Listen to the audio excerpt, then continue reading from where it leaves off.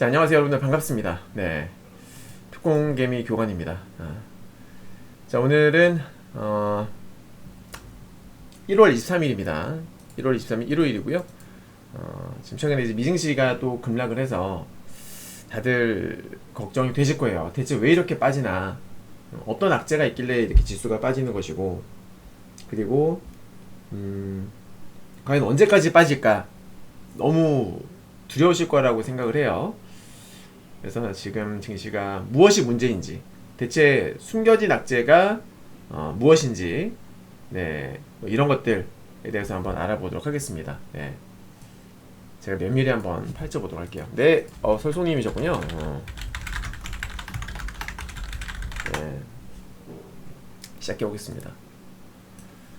자, 오늘 진행할 콘텐츠는요, 일단은 시황과 투자 전략 알아볼 텐데, 말씀드렸던 대로 어떤 숨겨진 악재가 있는 것이냐, 뭐 금리 인상 다들 뭐 3월달에 한다고 하는데, 금리 인상 외에 또 다른 우려가 무엇이 있을까, 대체 무엇이 문제길래 이렇게 빠지는 것인가 알아보고, 그리고 이제 패턴이 분명히 있겠죠. 제가 좋아하는 거잖아요. 패턴 분석하는 거, 빅데이터 체크하는 거, 예, 분석해 볼 거고요. 그리고 이제 FED가 과거에도 금리 인상을 했었고, 뭐 금리 인상 내지는 금리 인하를 결정했었는데, 그럴 때 우리 증시는 어떤 영향을, 우리 증시에는 어떠한 영향을 미쳤는지, 이런 것도 한번 살펴볼 거고요. 예. 그리고 이제 현재 시점에서 우리가 관심을 가지고 지켜봐야 되는 종목들과 섹터에는 무엇이 있을지, 이것도 다루어 보도록 하겠습니다. 자, 우선은 시황 및 투자 전략부터 진행을 해 보도록 하죠. 네. 자, 미증시 대체 왜 빠지는 것인가, 숨겨진 악재는, 일단 표면적으로 드러난 것들은 뭐가 있어요, 여러분들? 금리 인상, 그죠?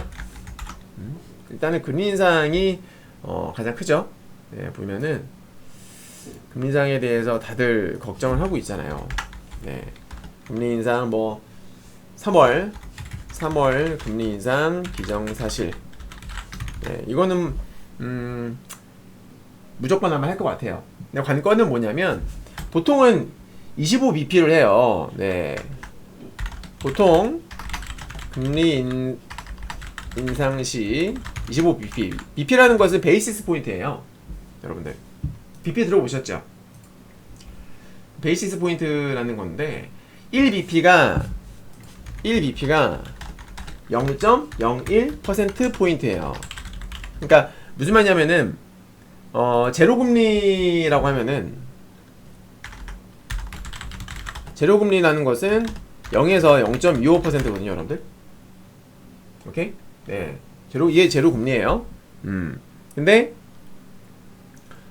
이제 25p를 올린다 라고 하게 되면은, 이게 이제 어떻게 되냐면 0.25에서 0.5 이게 되는 거죠. 이게 되시죠? 25bp를 올리게 되면. 근데 만약에 한 번에 50bp를 올린다 그러면 어떻게 돼요, 여러분들? 0.5에서 0.75%가 되는 거예요.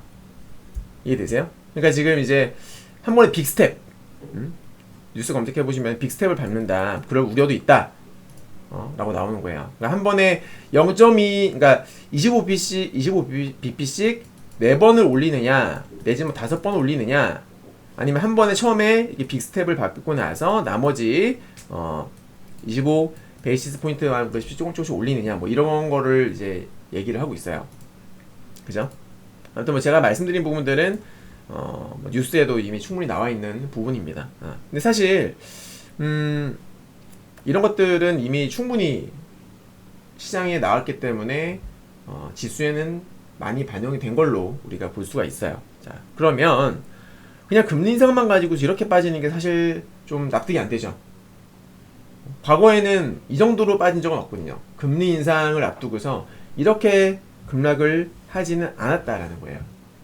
당장 우리가 2015년도에 지금 나스닥을 보게 되면 지금 이렇게 빠졌는데, 2015년 12월 달에 처음으로 금리 인상을 했었거든요. 그죠, 여러분들? 이때 2015년도, 물론 그 전에도 한번 떡락을 한 적이 있었어요. 2015년 12월 중순에 금리 인상을 올렸었는데, 그 전에 8월 달에 한번 급락을 했었죠. 그죠, 여러분? 네. 근데 그 당시에 8월 달에 급락을 했었던 거는 금리 인상 때문에 빠졌던 건 아니에요. 그때는요. 네. 이제 뭐 중국 문제도 있었고, 특히 중국의 위안화 절하 문제도 있었었고, 여러 가지로 경기 둔화 우려도 있었었거든요. 글로벌 경기 둔화 우려? 네. 물론 금리 인상 우려도 있었어요. 그래서 여러 가지가 이제 복합적으로 작용을 했다라고 보시면 되고, 또 특히나 국제유가도 막 그때는 급락을 하고 있었던, 여러 가지가 있었습니다. 그러니까 중국 경제가 G2라고 하죠. 미국과 중국, 글로벌 경제의 핵심 아닙니까? 근데 중국의 경제가 위축이 되면서 그때 당시만 하더라도 경제 지표가 좀 많이 안 좋게 나왔었거든요. 그래서 그러다 보니까 중국이 또 실제로 기준금리를 인하했어요. 근데 최근에 좀 비슷하긴 해, 상황이 약간. 그때에도 중국이 기준금리를 인하했었거든요, 여러분들. 네. 지준율도, 그러니까 지급준비율이죠. 지준율도 내리고. 그때 경제가 안 좋았어요, 중국이. 그래서 거기에 따른 어떤 중국 내에서 자본 유출 우려도 있었고. 아무튼 뭐 제가 나중에도 다시 한번 자세히 다뤄드리겠습니다만은 그때 경제 상황이 안 좋다 보니까 경기 둔화 우려 플러스 거기다가 금리 인상 우려, 여러 가지 이제 짬뽕이 됐던 거죠. 네. 아무튼 좋은 사례예요. 좋은 사례. 근데 그때 결국에는 그 V자 반등이 나왔던 케이스가 있었어요. 맞죠, 여러분들? 아무튼 네, 근데 금리 인상 그때는 뭐 4개월 전이었죠. 네, 4개월 전에 있었던 이제 급락이었던 것이고요. 지금 같은 경우에는 이제 2달 정도 남겨놨는데 막 또 급락을 하고 있는 거죠. 맞죠? 네. 그래서 사실 이게 이렇게 빠질 일인가 다들 좀 궁금하고 걱정이 되실 겁니다. 자, 그러면 금리 인상 말고 또 다른 이슈가 무엇이 있을까? 네. 지금 이제 제가 생각했을 때의 어떤 최악의 시나리오, 아까 제가 잠깐 설명드렸습니다만 뉴스를 검색해보게 되면 이런 것도 있어요. 네. 자, 뉴스를 검색해보면 이런 게 나옵니다. 광고 좀 없애고. 네. 보시면 이렇게 월가 빅샷들, 네. 이미 스태그플레이션이다.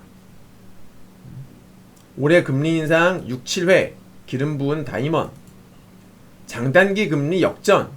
마침 어려운 용어들이 막 나오죠? 제가 하나하나 다 설명을 드릴 거예요. 이미 스태그플레이션이다. 대세 하락장을 염두에 둬야 된다. 이런 얘기들이 나오고 있습니다. 네. 실제로 주가도 막 떡락을 하고 있죠.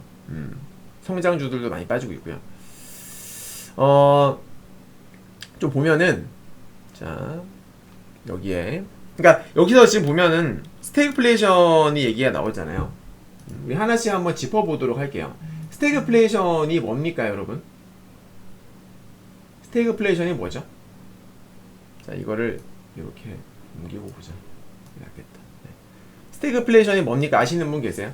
틀려도 괜찮아요. 스태그플레이션이 뭔가요? 그거예요. 그러니까 경기는 안 좋은데 물가 상승이 동시에 막 일어나고 있는 거예요. 물가는 계속 올라가. 근데 경제는 안 좋아.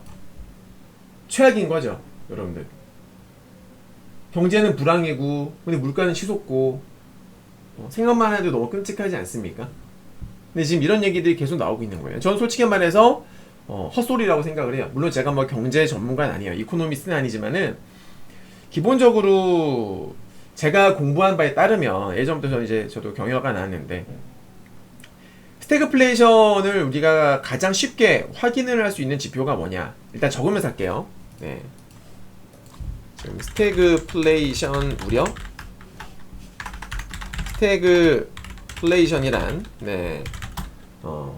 불황과 경제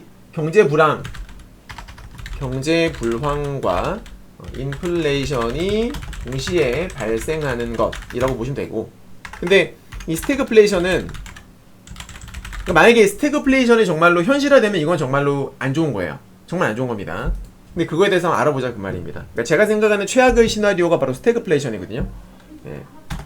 거기다 금리 인상까지 한다고 하니까 그러면 미쳐버리는 거지. 야, 경기도 안 좋은데 물가를 올려. 물가가 막 올라가. 근데 거기서 금리까지 올려버린다? 이 문제가 심각한 겁니다. 그쵸, 여러분들? 네. 잠깐만요, 여러분들. 잠시만요. 죄송합니다. 잠시만요.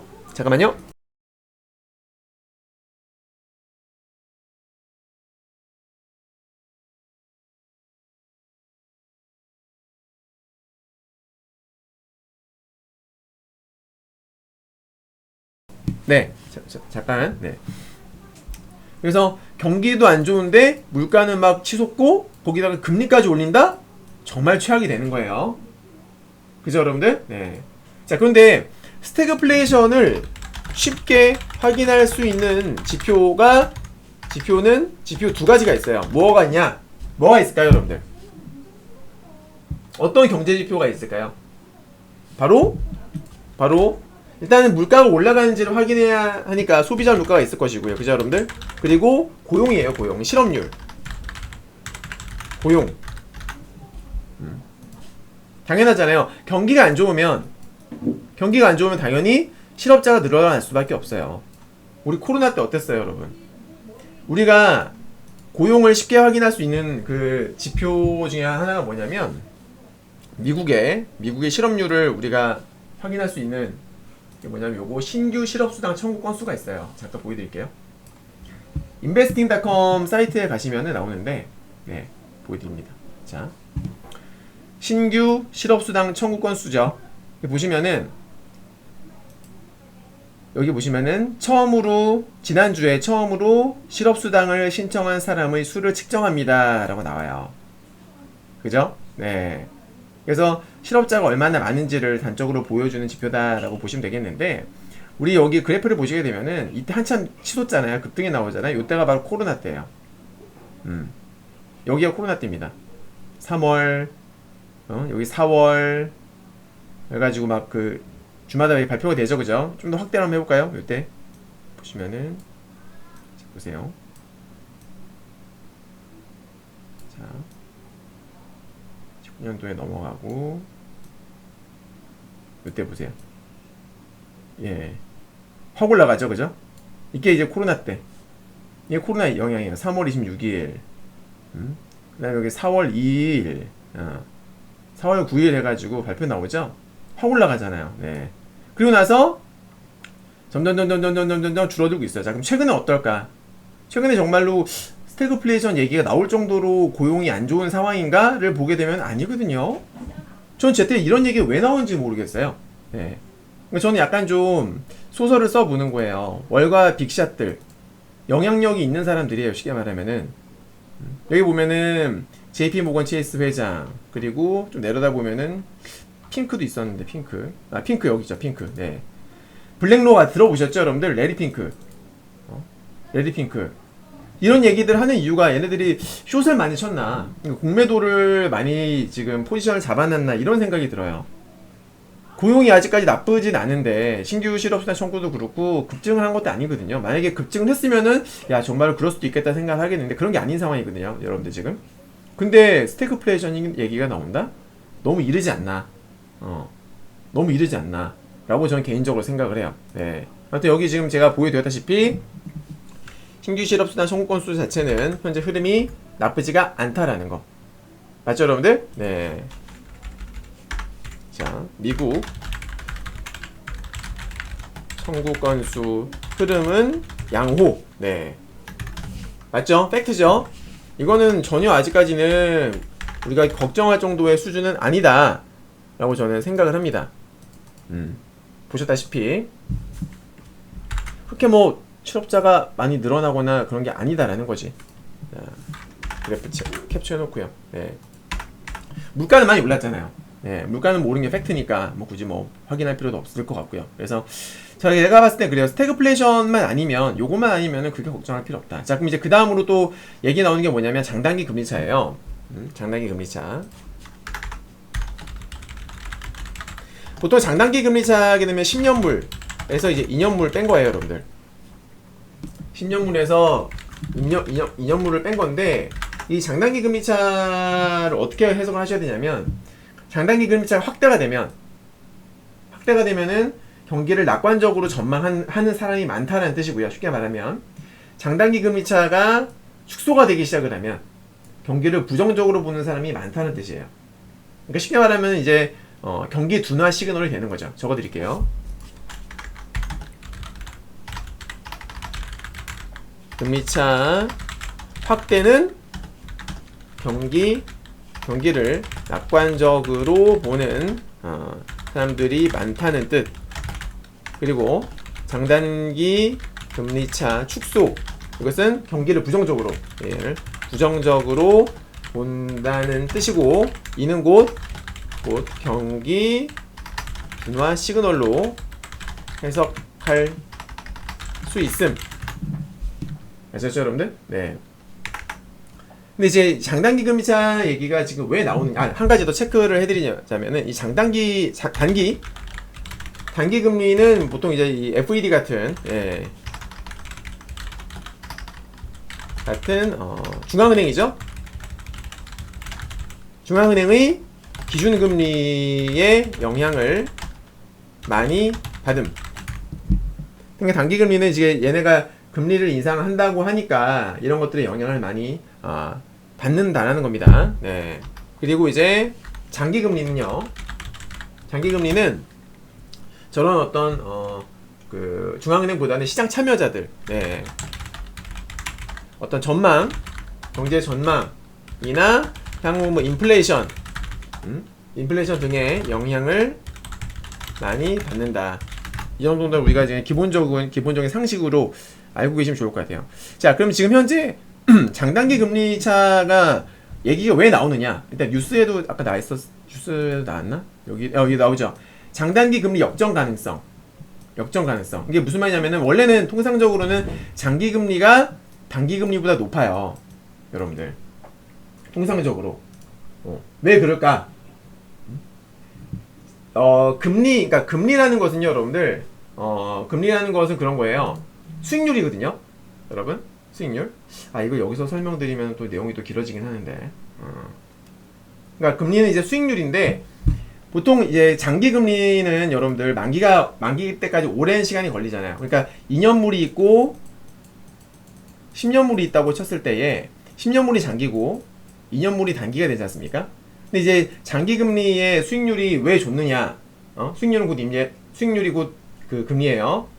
이게 왜 높으냐면은, 오랜 시간 동안 사실 어떤 일이 벌어질지 모르잖아요. 그쵸, 여러분? 어떤 일이 벌어질지 모르는 거예요. 맞죠? 그러니까는 보통 일반적으로 사람들이 위험은 회피하려고 하는 태도로 보이지 않습니까?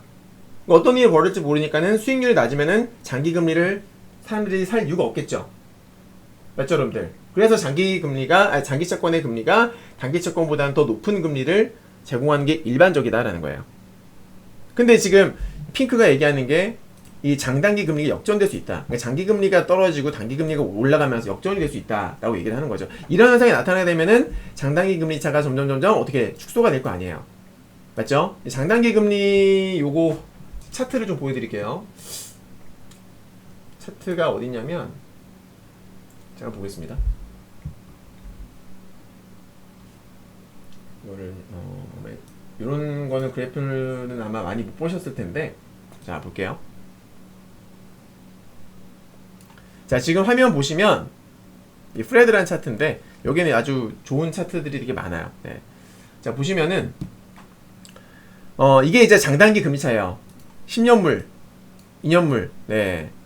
근데 보시면 이게 최근에 이제 코로나 이후로 한참 유동성이 공급이 되고 제로금리였다 보니까 막 거기에 따라서 이제 코로나 완화될 거고, 코로나는 완화될 거고 서서히 경제는 살아날 거야.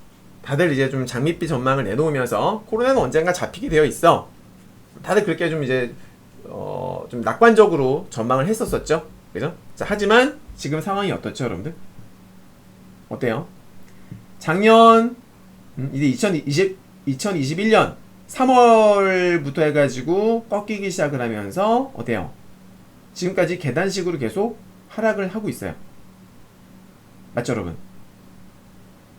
자, 그럼 실제로 우리 단기 금리 한번 2년물 차트 한번 보여드릴게요. 2년물.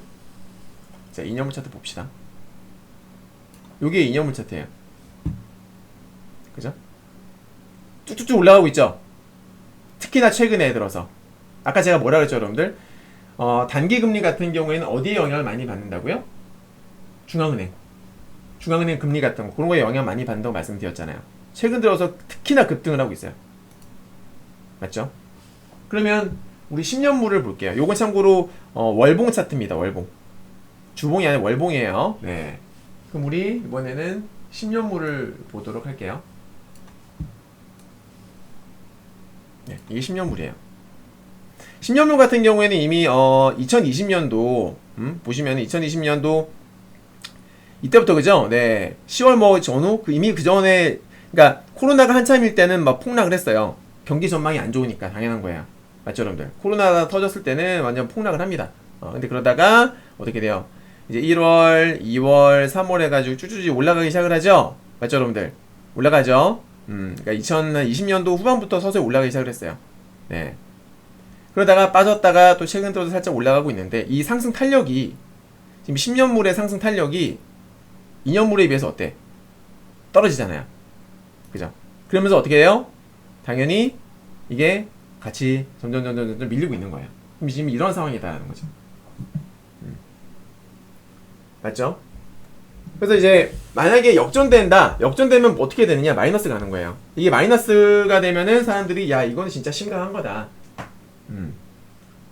장단기 금리가 역전되는 현상, 즉 마이너스 간다.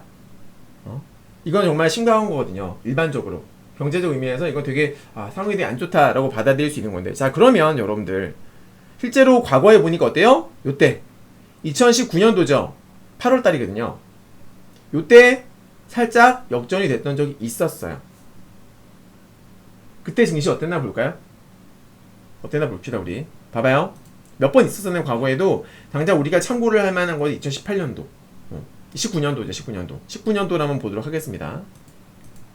그때는 정말 장단기 금리차가, 그러니까 경제 전문가들이라고 소위 경제 전문가라고 하는 사람들이 나와가지고 야 장단기 금리 역전되면 정말 위험해, 안 좋아. 물론 안 좋은 거 맞아요. 네, 단기적으로 시장 어떤 흐름에, 투자 심리에 되게 부정적인 건 사실입니다. 그래서 그 당시에 미증시가 어땠나 볼게요. 8월이죠. 19년도 8월입니다. 자, 과연 폭락을 했을까? 19년도 8월인데 이게 어떻게 된 일이죠? 야, 이거 19년 8월인데요. 잠깐 조정받고 마네요. 그죠? 이거 어떻게 된 겁니까, 지금? 맞죠, 여러분들? 네. 근데 눈에 띄는 게 있어요. 그 전에 보니까 한번 대폭락을 한번 했어요. 쫙 빠졌어요. 18년도에. 쫙 한번 밀린 적이 있어요. 그쵸? 이때는 왜 빠졌을까? 우리가 제가 항상 강조를 드리는데 과거 사례 분석을 많이 해야 돼요. 역사는 반복이 돼요. 지금 겪었던 일이 과거에도 있었었고 또 똑같지는 않더라도 비슷한 일들이 분명히 있었다라는 거지. 그리고 앞으로도 일어날 거고요. 꾸준하게. 그죠? 주기적으로 일어난단 말이지. 네. 혹은 뭐 간헐적으로라도 일어날 수 있기 때문에 과거에 어떤 일이 있었고 그때는 왜 빠졌고 급락을 했었으면 왜 급락을 했고 급등했으면 왜 급등을 했었었는지 사례를 우리가 면밀히 좀 분석을 해볼 필요가 있다는 거예요. 그죠? 그럼 2018년도에는 대체 무슨 일이 있었을까요? 먼저 10월달부터 우리가 체크를 한번 해볼 텐데 이때 급락을 하지 않습니까? 맞죠, 여러분들? 네. 그때도 보시면 그 전까지는 주가 흐름 좋았어요. 주가가 뭐 지금처럼 많이 올랐어요. 정말 많이 올랐다가 떡락을 하고 있는 상황이었습니다. 그래서 18년도에 폭락을 했을 때의 사례를 한번 볼게요. 왜 이렇게 급락을 했었는지를 보게 되면은 일단은 18년도에는 여러분들 가장 큰 이슈가 뭐가 있었죠? 그렇죠, 인사이트킴님. 첫 번째로는 미중 무역 분쟁이 있었어요. 자, 18년도에 미증시가 폭락을 했었는데 그때는 어떤 일이 있었나? 자, 2018년 10월이죠. 네. 10월부터 12월까지 무려 3개월 동안 정말 공포의 장이었죠. 3개월 동안 폭락을 했었습니다. 10월부터 12월 나스닥 미증시 폭락. 3개월간 폭락. 그 이유가 무엇이냐? 그 대체 그 이유가 무엇이냐? 체크를 한번 해볼게요. 그 원인은 첫 번째, 마치 우리 인사이트 킴님께서 말씀하신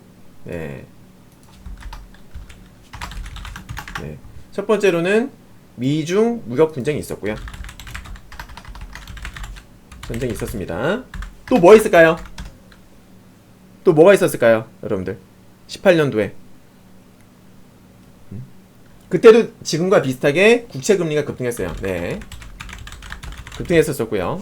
이걸 이렇게 옆으로 적어보자. 국채 금리가 그때도 급등을 하고 있었고요. 그리고 이제 파월 의장이 그 당시에 여러분들 제가 잠시 후에 설명을 드리겠지만 18년도에는 금리 인상을 5번인가? 18년도에 금리 인상이 5번 있었나? 18년도에 하나, 둘, 4번. 4번이구나. 그러니까 18년도에 무려 금리 인상이 4번 있었어요. 4번. 여러분들 4번. 4번씩이나 금리 인상을 했었었는데 그때 파월이 좀 제가 봤을 때는 좀 설레발. 그때 연준이 잘못했어요. 연준의 설레발이 있었습니다. 대표적으로 금리 인상이 4번 있었고요. 잠시 후에 설명드릴게요. 4번이 있었고 파월이 뭐라고 그때 인터뷰를 했었냐면은 제가 황당해가지고 막 그때 캡처를 해놓은 게 있었어요. 캡처가 아니라 그 스크랩 해놓은 게 있었었는데 아직도 기억이 나요. 중립금리까지는 한참 남았다. 파월이. 그러니까 중립금리 파월이 그 당시에 중립금리까지는 한참 남았다. 즉 19년도에도 연속적인 어떤 금리 인상을 할 것이다라는 그런 것을 시사한 거죠. 19년 연속 금리 인상 시사 한 거예요. 근데 웃긴 게 뭔지 아세요, 여러분들? 웃긴 게 뭔지 아세요? 19년도에 그래서 금리를 올렸을까요? 19년도에 금리 올렸을까? 아니죠? 네, 꼬리 내리죠.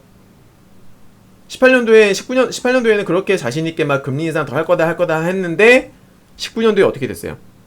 금리를 무려 3번이나 내려요. 그러니까 걔네가 지네 스스로가 우리가 잘못했다라는 거를 인정을 한 셈이죠. 네. 그래서 18년도에는 이 당시에 폭락을 했을 때는 여러 가지가 있었다. 가장 컸던 거는 일단 미중 무역 전쟁이에요. 그러니까 미중 무역 전쟁을 하게 되면 G2 국가가 싸우는 건데 글로벌 경제가 당연히 안 좋을 수밖에 없어요. 우리나라는 당연해요. 왜냐면은 우리나라는 그 무역 의존도가 가장 높은 나라가 미국이나 중국이에요. 근데 이 미국과 중국이 싸우니까 우리 증시는 완전 그 당시에 제일 많이 빠졌던 국가. 우리는 고래 싸움에 정말 새우 등이 제대로 터진 격이었던 거예요. 그 당시에 우리가 1등으로 빠졌거든요. 미중 무역 분쟁 당시에는. 그래서 그때 이게 가장 컸어. 근데 그런데도 불구하고 연준이 금리를 계속 올렸던 거죠. 네. 이게 정말 큰 어떤 악재였었다라는 거예요. 상황이 정말 안 좋았음에도 불구하고 금리를 미친 듯이 올렸다. 그러니까 제가 걱정되는 그거예요. 지금이 경제가 18년도와 비교했을 때, 18, 19년도와 비교했을 때 지금이 그 정도냐? 아까도 보여드렸습니다만은 지금 오미크론이 사실 저는 오미크론을 별거 아닌 어떤 델타 변이 정도로 그냥 생각하고서 무시했었거든요. 솔직히 말하면. 네. 근데 이거는 제가 잘못 판단했던 거였어요. 오미크론 때문에 지금 경제 성장률도, 그러니까 경제 성장률 전망치도 점점 하향 조정되고 있고, 이게 크더라고. 작년 언제 나왔죠, 오미크론이? 11월에 나왔나? 12월에 나왔나? 아무튼 오미크론이 아직까지도 이제는 우세종으로 자리 잡았죠. 그쵸, 여러분? 델타보다는 이제 오미크론이 우세종이에요. 물론 약해요. 데미지는 약해요. 데미지는 약하고 치사율도 더 떨어졌는데 어쨌거나 전파력이 장난이 아니잖아요. 오미크론이. 그래서 그런 것들이 경제 성장의 어떤 발목을 잡고 있다. 네, 그렇게 보시면 돼요. 근데 그게 사실 이때와 비교할 건 아니잖아. 미중 무역 전쟁을 한참 할 때 그때랑 비교할 건 아니다. 저는 그렇게 생각하거든요. 여러분들. 네. 그리고 그 당시에 일단은 말씀드렸던 대로 이제 한참 금리가 올라가고 있었던 상황이었었어요. 금리를 언제 올렸었냐면 그 당시에, 그러니까 18년도에 마지막으로 금리를 올렸던 게 9월이에요. 9월. 아직도 제가 기억을 해요. 9월 달에 8월이었나? 8월, 9월. 9월이었을 거예요. 네. 그러니까 9월에 금리 인상을 한번 했어. 9월에 금리 인상을 하고 18년 9월 맞아. 18년 9월 달에 금리 인상을 하고 또 주가가 한참 빠졌잖아요. 빠졌는데 연준이 12월 달에 또 금리 인상을 해요. 미친 거지. 여러분. 그러니까 6월에 한 번 했어요. 6월에 한 번 하고요. 6월에 한 번 하고 9월에 한 번 하고 12월에 한 번 했어요. 금리 인상을. 네. 그러니까 한참 그 전까지만 하더라도 금리 인상할 때는 시장이 올라갔거든요. 올라갔는데 이제 국채 금리까지 급등을 하면서 파월이 미친 소리 하면서 시장에 뭐 그냥 나락으로 가버린 거죠. 네. 이해되셨나요, 여러분들? 거기다가 더 황당했던 거 뭐냐면, 황당했다기보다는 그 당시에 한참 기억하실지 모르겠는데 미국이나 중국이랑 무역전쟁을 했잖아요. 중국 입장에서는 미국을 계속 건드렸던 거예요. 미국이 가장 신경 썼던 게 중국의 환율이에요. 위안화. 그래서 위안화 평가 절하를 했던 거예요. 위안화 평가 절하. 자, 위안화 평가 절하를 한다는 소리는 즉 위안화의 가치를 떨어뜨린다라는 거예요. 쉽게 말하면 여러분들 우리나라 같은 경우에 이제 원달러 환율, 자, 잘 들으세요. 원달러 환율 있잖아요. 글씨, 마우스로 쓰는 거다 보니까 글씨가 예쁘지가 않는데, 자, 우리나라 수출기업들 입장에서 달러의 가치가 여러분 올라가는 게 좋을까요? 떨어지는 게 좋을까요? 수출기업들 입장에서 삼성전자라든지 SK하이닉스 반도체 같은 걔네들 같은 경우에는 달러의 가치가 오르는 게 좋아요? 떨어지는 게 좋아요? 당연히 올라가는 게 좋아요. 왜? 수출을 하잖아요. 외국에서 대금 결제를 할 때 원화로 결제합니까? 달러로 결제합니까? 당연히 달러로 결제해요.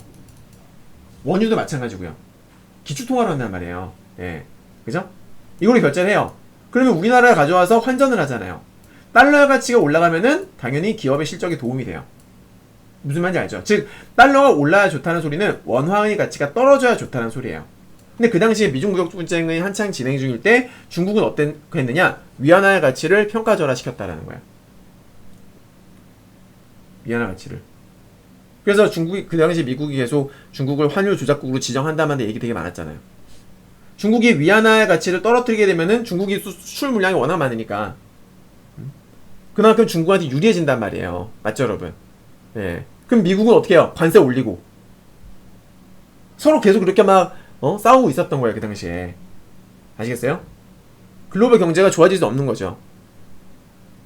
트럼프가 또라이긴 했어요, 솔직히 말해서. 그러니까 중국도, 그러니까 서로 둘 다 피를 많이 봤어요. 네, 둘 다 피를 많이 본 전쟁이었는데, 아무튼 그런 상황에 연준이 정신 못 차리고 금리까지 올려버리니, 그 당시에 우리 미국도 급락을 했고, 18년도 차트 잡으세요. 18년 10월부터 12월까지 떡락을 했고, 우리는 어땠느냐? 우리도 뭐 무사할 수 없었죠. 네, 마찬가지. 보세요. 코스피도 급락하고 코스닥도 급락하고. 물론 이제 미국은 3개월 동안 빠졌지만 우리는 10월 달에 바짝 빠지고 옆으로 살짝 횡보를 하는 움직임을 보이긴 했었어요. 네. 아무튼 뭐 10월 달부터 12월까지 전체적으로 투자 심리가 상당히 안 좋았었다라는 거예요.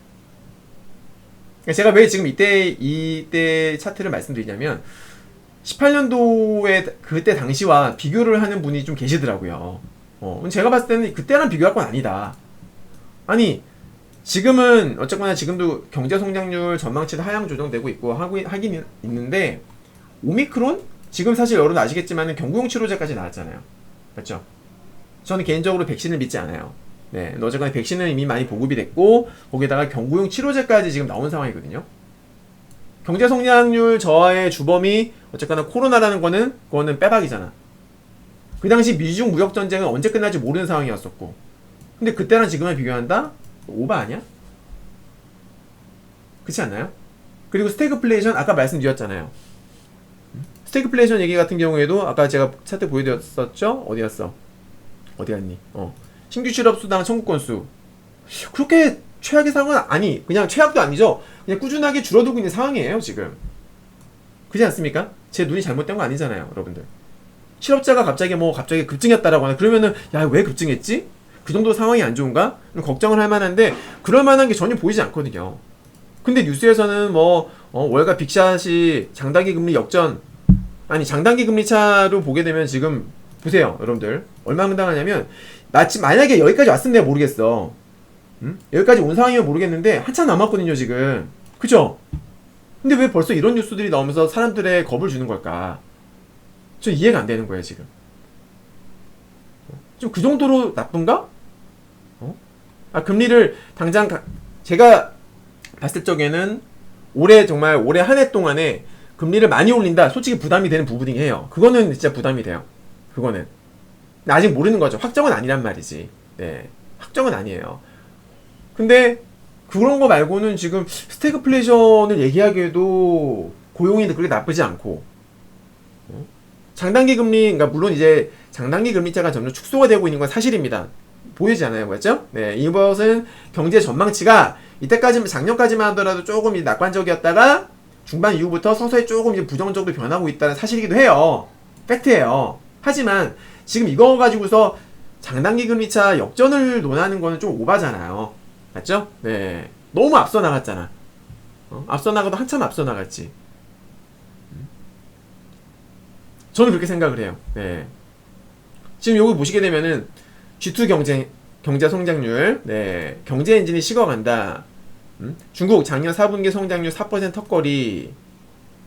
미국 같은 경우에도 경제 성장률 전망치 3%대로 하면서 막 얘기 나오고 있는데, 그러니까 경제 성장률이 지금 낮아지고 있는 건 사실이에요. 팩트예요. 맞죠? 그죠? GDP 성장률 계속 지금 막 떨어뜨리고 있지 않습니까? 그래서 중국도 금리 인하. 그러니까 어떻게 보면 제가 아까도 말씀드렸습니다만은 그때랑 좀 비슷해. 18년도에도 중국이 막 그렇게 했었지 않습니까? 살짝 좀 비슷하긴 해요. 그 당시에도 약간. 하지만 한참 미중 무역 전쟁이 벌어질 때랑은 차이가 확실하게 있죠. 그때랑은 확실하게 차이가 있어요. 네. 그때랑 비교하는 것은 좀 제 생각에는 무리수다 라고 저는 생각을 합니다. 네. 네, 소림사님 어서오세요. 반가워요. 그래서 제가 말씀드렸습니다만은 말씀드린 대로, 자, 18년도에 지금의 상황을 18년도 12월과 비교하는 것은 무리가 있다. 네, 무리가 있다. 최근 경제 성장률 둔화의 주된 원인은 어쨌거나 코로나, 오미크론, 네, 오미크론이지 않습니까? 그래서 요거는 경구용 치료제라든지 치료제, 백신 등이 많이 보급되는 상황이기 때문에 시간이 결국 해결해 줄 것으로 전망한다. 저 개인적인 의견이에요. 물 좀 마실게요. 결국 시간이 해결해 줄 것. 물 좀 마십시다.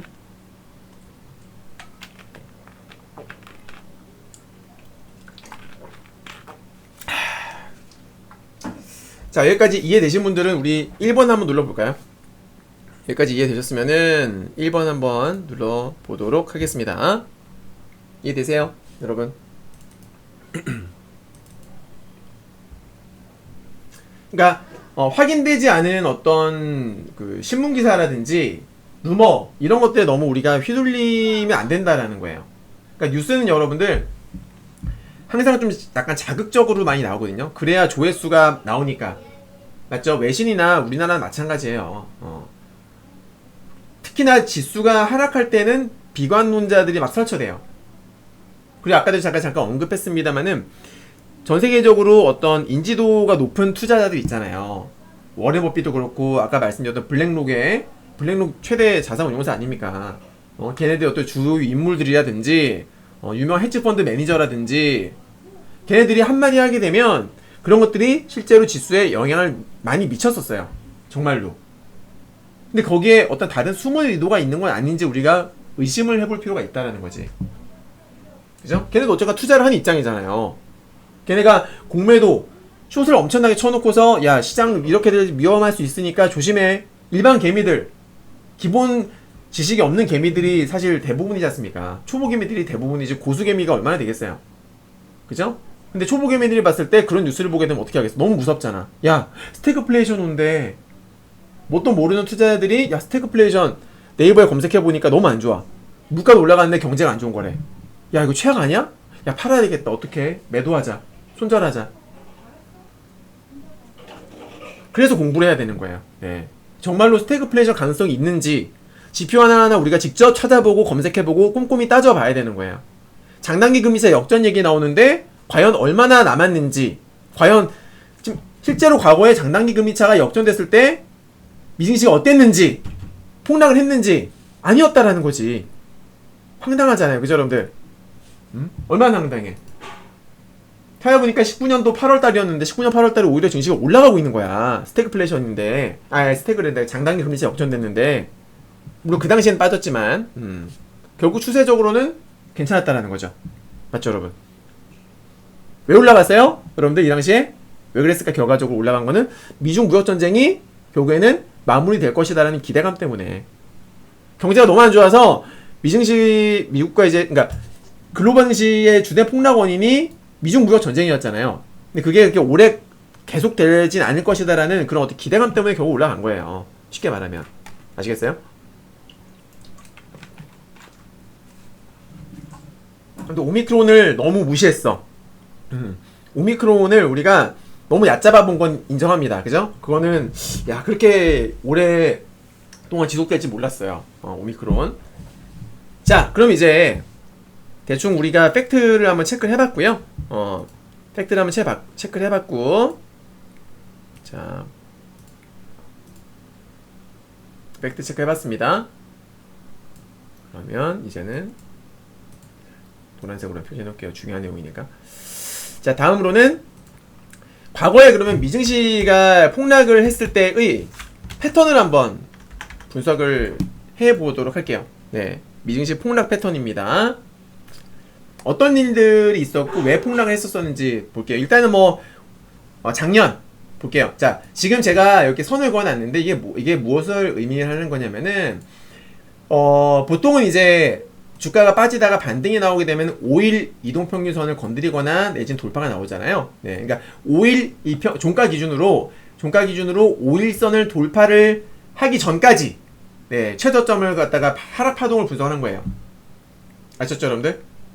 본격적으로 하락 파동이 나오는데 5일선 돌파하기 전까지입니다. 전까지. 그래서 보시면은 5일 동안 최고점부터 최저점까지 5일 걸렸고 지금 같은 경우는 7일 걸렸어요. 그죠? 보시면은 빠졌다가 5일선 돌파 나왔었죠. 나오고 다시 빠진 거기 때문에 파동을 다시 계산한 거예요. 이건 7일, 5일. 근데 이때는 8% 빠졌고요. 지금은 10.15% 빠진 상황입니다. 맞죠? 그러니까 제가 이거 숫자를 말씀드린 이유는 기억을 하고 계셔야 돼. 지금 7일 빠졌습니다. 7일. 적을게요. 현재 하락 파동은요. 지금 7거래일 빠진 거예요. 7일에 마이너스 10%예요. 꼭 기억하셔야 돼요, 여러분들. 자, 그 전에 봅시다. 5일에 8%, 5일에 5%, 8일에 6%예요. 이런 거 해보면 재밌어요. 이런 거 공부할 필요도 없고 그냥 눈으로 보면 되는 거잖아. 맞죠? 4일에 6%, 4일에 8%, 9% 거의. 자, 이때 좀 많이 빠졌죠. 9월달에. 이때 왜 빠졌는지 기억하세요, 여러분들? 우리가 역사를 항상 제가 알아야 된다 말씀드리는데 2020년도 9월달 갑자기 막 떡락을 하죠. 이때 보시면 7거래일 동안 11% 빠졌어요. 무려. 와, 7거래일 11%면은 지금 7일 동안 10% 빠졌는데 이때랑 비슷한 거야. 그죠? 물론 이제 지금은 한번 8% 빠졌다가 반등 나왔다가 또 빠진 거긴 해요. 지금이 더 심각한 거긴 하지만 어쨌거나 단기적으로 봤을 적에는 그때도 만만치 않게 빠졌다라는 거지. 이때 왜 빠졌을까요? 특별한 악재는 없었어요. 근데 그때 이제 그 월가에서 나온 얘기가 뭐냐면 일본 그 손정희 회장 있죠. 소프트뱅크. 최근에 소프트뱅크가 그 당시 최근이죠. 소프트뱅크가 애플이라든지 테슬라라든지 소위 말하는 이제 성장주들, 기술주들을 엄청나게 산 거예요. 우리나라 돈으로 무려 4조 8천억. 대단해. 돈 많아. 그죠? 4조 8천억 정도의 규모로 현물, 그러니까 주식을 사고 거기다가 플러스 콜옵션까지. 콜옵션이라는 것은 주가가 오를 것에 베팅을 하는 거거든요. 네. 콜옵션까지 막 매수하고 거기다가 이제 개미들의 추격 매수까지도 서학 개미들이죠. 네. 그런 것들로 인해 가지고 증시의 거품이 일었다. 그래서 소위 말하는 거품이 꺼지는 현상, 즉 자연스러운 차익 실현 현상. 악재 없었거든요. 그거 말고는. 네. 그래서 그때 월가에서 이런 얘기가 나왔었어요. 단순한 그냥 거품이 너무 꼈고 거품이 꺼지는 그런 자연스러운 과정이었다. 그렇다 보니까 사실 악재가 없었다 보니까 그때 9월 달에 우리 증시는 어땠느냐? 이때가 2020년도죠? 2020년 9월 달에 우리가 어땠냐면 쟤네가 한참 빠질 때 우리는 괜찮았어요. 봐봐. 그러니까 미국은 9월 초부터 막 떡락을 했는데 우리는 오히려 올라갔어요. 그죠? 충분히 신빙성 있는 거죠. 그러다 이제 우리는 막판에 빠졌는데 이때는 왜 빠졌어요? 추석 연휴 앞두고. 추석 연휴 앞두고서 원래 조금 이제 많이 오르게 되면 보통 연휴를 앞두고서는 증시가 조금 쉬어가는 경향이 좀 있거든요. 예. 뭐 펀드 매니저들 같은 경우에도 야, 나 주식 비우고 맘 편히 휴가 갈래. 뭐 이런 매니저들도 실제로 많아요. 그렇다 보니까 그런 것 때문에 좀 주가가 많이 하락했었다. 아무튼 미증시가 한참 급락할 때는 우리는 괜찮았어요. 보시다시피. 예. 아무튼 그때 단순 차익 실현으로도 단기적으로 11%가 빠졌던 거죠. 엄청 빠진 거지. 그죠, 여러분? 예, 또 봅시다. 이때 이제 코로나죠. 코로나는 특수한 상황입니다. 근데 자, 이것도 잘 보세요. 자, 첫 1차 하락 파동이 나왔을 때 8거래일 동안 빠졌어요. 그죠, 여러분들? 맞죠? 8거래일. 영재아님, 미국은 공매도 종료 이슈랑은 상관이 없죠. 우리나라 공매도 종료 이슈. 우리나라. 우리나라 공매도 종료 이슈 있었던 것이고요. 그것도 있었어요. 맞아, 영재아님. 이거 보시면은 8거래일 동안 16%가 빠졌어요. 근데 어쨌거나 8거래일 빠지고 나서 반등이 나오면서 5일선 돌파가 나왔네. 그죠, 여러분? 그러니까 지금까지 제가 쭉 봤는데 보통은 길면은 8거래일, 7거래일이죠. 맞습니까, 여러분들? 코로나 전까지 쭉 보니까 길었을 때 7거래일, 8거래일 내지는 9거래일이에요. 그죠, 여러분들? 이게 바로 패턴이라는 거예요. 짧을 때는 뭐 4거래일만도 반등이 나오고 이때도 8거래일이잖아요. 그죠, 여러분? 네. 그러니까 7과 8거래일이 제법 많았다라는 거지. 미국을 보니까. 오케이? 또 볼게요. 코로나 전에도 볼게요, 여러분들. 여기도 7거래일이에요. 7거래일 동안 8% 빠졌어요. 이때 언제예요? 몇 년도니? 19년도. 19년도 7월달이죠? 그죠? 19년 7월달에 또 주가가 또 급락을 해가지고 저 정도 빠졌습니다. 네. 그리고 이때 보시면은 19년 5월달 19년 5월달에도 주가가 급락한 거 체크되죠? 네. 아까 제가 말씀드렸습니다만은 그래요, 여러분들. 19년 8월달에 장단기 금리차 역전, 장단기 금리 역전 현상이 나타났다고 말씀드렸었죠. 그리고 이때를 보시면은 5월달이죠. 19년 5월달에 7거래일 빠지고 이때도 7거래일 빠지고서 반등. 그 다음에 12거래일 빠졌는데 이때는 8% 빠졌어요. 8% 빠지고서 반등. 네. 길게 빠질 때는 뭐 10거래일 이상 밀리기도 합니다. 그쵸, 여러분? 네, 하지만 지금은 이게 뭐냐면 두 번 파동이에요. 자, 하나, 둘. 맞죠, 여러분들? 하나, 둘. 두 번째 파동이었었습니다. 볼게요. 이때 엄청 빠졌죠. 이때 18년도 10월, 아까 제가 말씀드렸던 부분이에요. 이때 어떤 악재가 있었다고요, 여러분들? 일단 첫 번째로 미중 무역 전쟁도 있었었고 11월 달에도 또 빠졌는데, 그러니까 이때는 파월의 그런 설레발 발언도 있었었고 미중 무역 전쟁도 있었었고 뭐 중국 이슈도 있었었고 여러 가지 있었었는데, 또 11월 달 같은 경우에는 마찬가지로 미중 무역 전쟁 우려는 계속됩니다. 근데 그때는 또 이제 애플의 실적 우려도 있었어요. 애플 쇼크도 있었고요. 또 하필이면 국제유가까지 급락을 해. 국제유가가 급락을 한다는 건 뭐냐면 결국 원자재가 떨어진다는 소리는 뭐냐면 수요가, 여러분들, 수요가 어때요? 떨어지면은 당연히 가격도 떨어지겠죠. 그쵸, 여러분들? 그러니까 이게 이게 그런 게 있어요. 공급 과잉에 따른, 너무나 이제 공급 과잉에 따른 가격 하락이 있고, 공급 과잉에 따른 하락은 그나마 괜찮은데 수요가 떨어지면서 가격이 떨어지는 거, 이건 정말 최악인 거죠. 경기 둔화 우려, 쉽게 말하면은. 아니, 공급량이 너무나 많아가지고 가격이 떨어지는 거는 그냥 나중에 자연스럽게 가격 조정하면 되는 부분이죠. 그죠, 여러분들?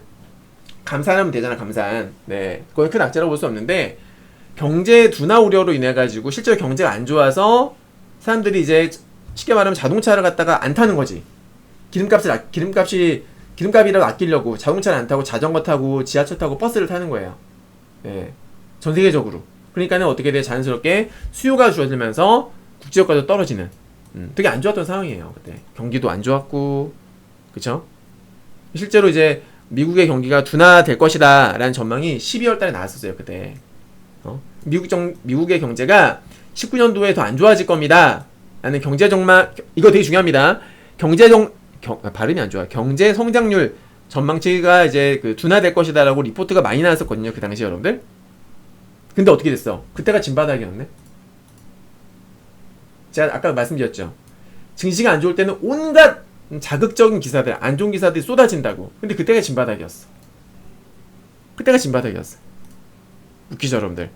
심지어 미국에 그 당시에 미국에 되게 유명했던 어떤 주택 건설 업체가 있어요. 이름이 기억이 안 나요. 무슨 브라더스였어. 무슨 브라더스였는데, 아무튼 무슨 브라더스가 있었었는데 그 업체가 주택, 그러니까 경기가 19년도부터 경기가 너무 안 좋아서 주택 판매도 부진할 거야 라는 그런 그런 리포트도 걔가 냈었거든요. 네. 어쨌거나 전체적으로는 경기가 안 좋을 거다라는 거였어요. 그리고 그 당시에 18년도 같은 경우에는 미국의 경제 성장률이 제 기억으로 하면 3%대?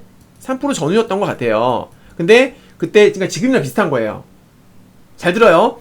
3% 정도를 기록했었던 걸로 기억을 하는데, 자세히 모르겠어요. 아무튼 찾아보세요. 근데 19년도에는 경제 성장률이 2%대로 떨어질 것이다.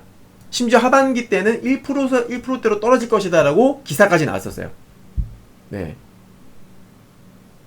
아시겠어요, 여러분들? 그랬는데 어떻게 됐어? 그때가 증시 진바닥이었어. 그때가. 그러니까 온갖 안 좋은 막 부정적인 전망들이 쏟아졌는데 그때가 진바닥이었다 그 말이에요. 그때가. 그쵸, 여러분들? 신기하지 않아요? 그랬다고 그 당시에. 또 볼게요. 아무튼 뭐 그때도 보시게 되면은 하락 파동만 보시면은 자 9일 빠졌습니다. 9일 동안 10% 빠지고 또 9일 동안 9% 빠지고 또 9일 동안 14% 빠지고 이때도 한번 빠졌을 때 9거래일 정도였었네요. 그죠, 여러분들? 9거래일 정도.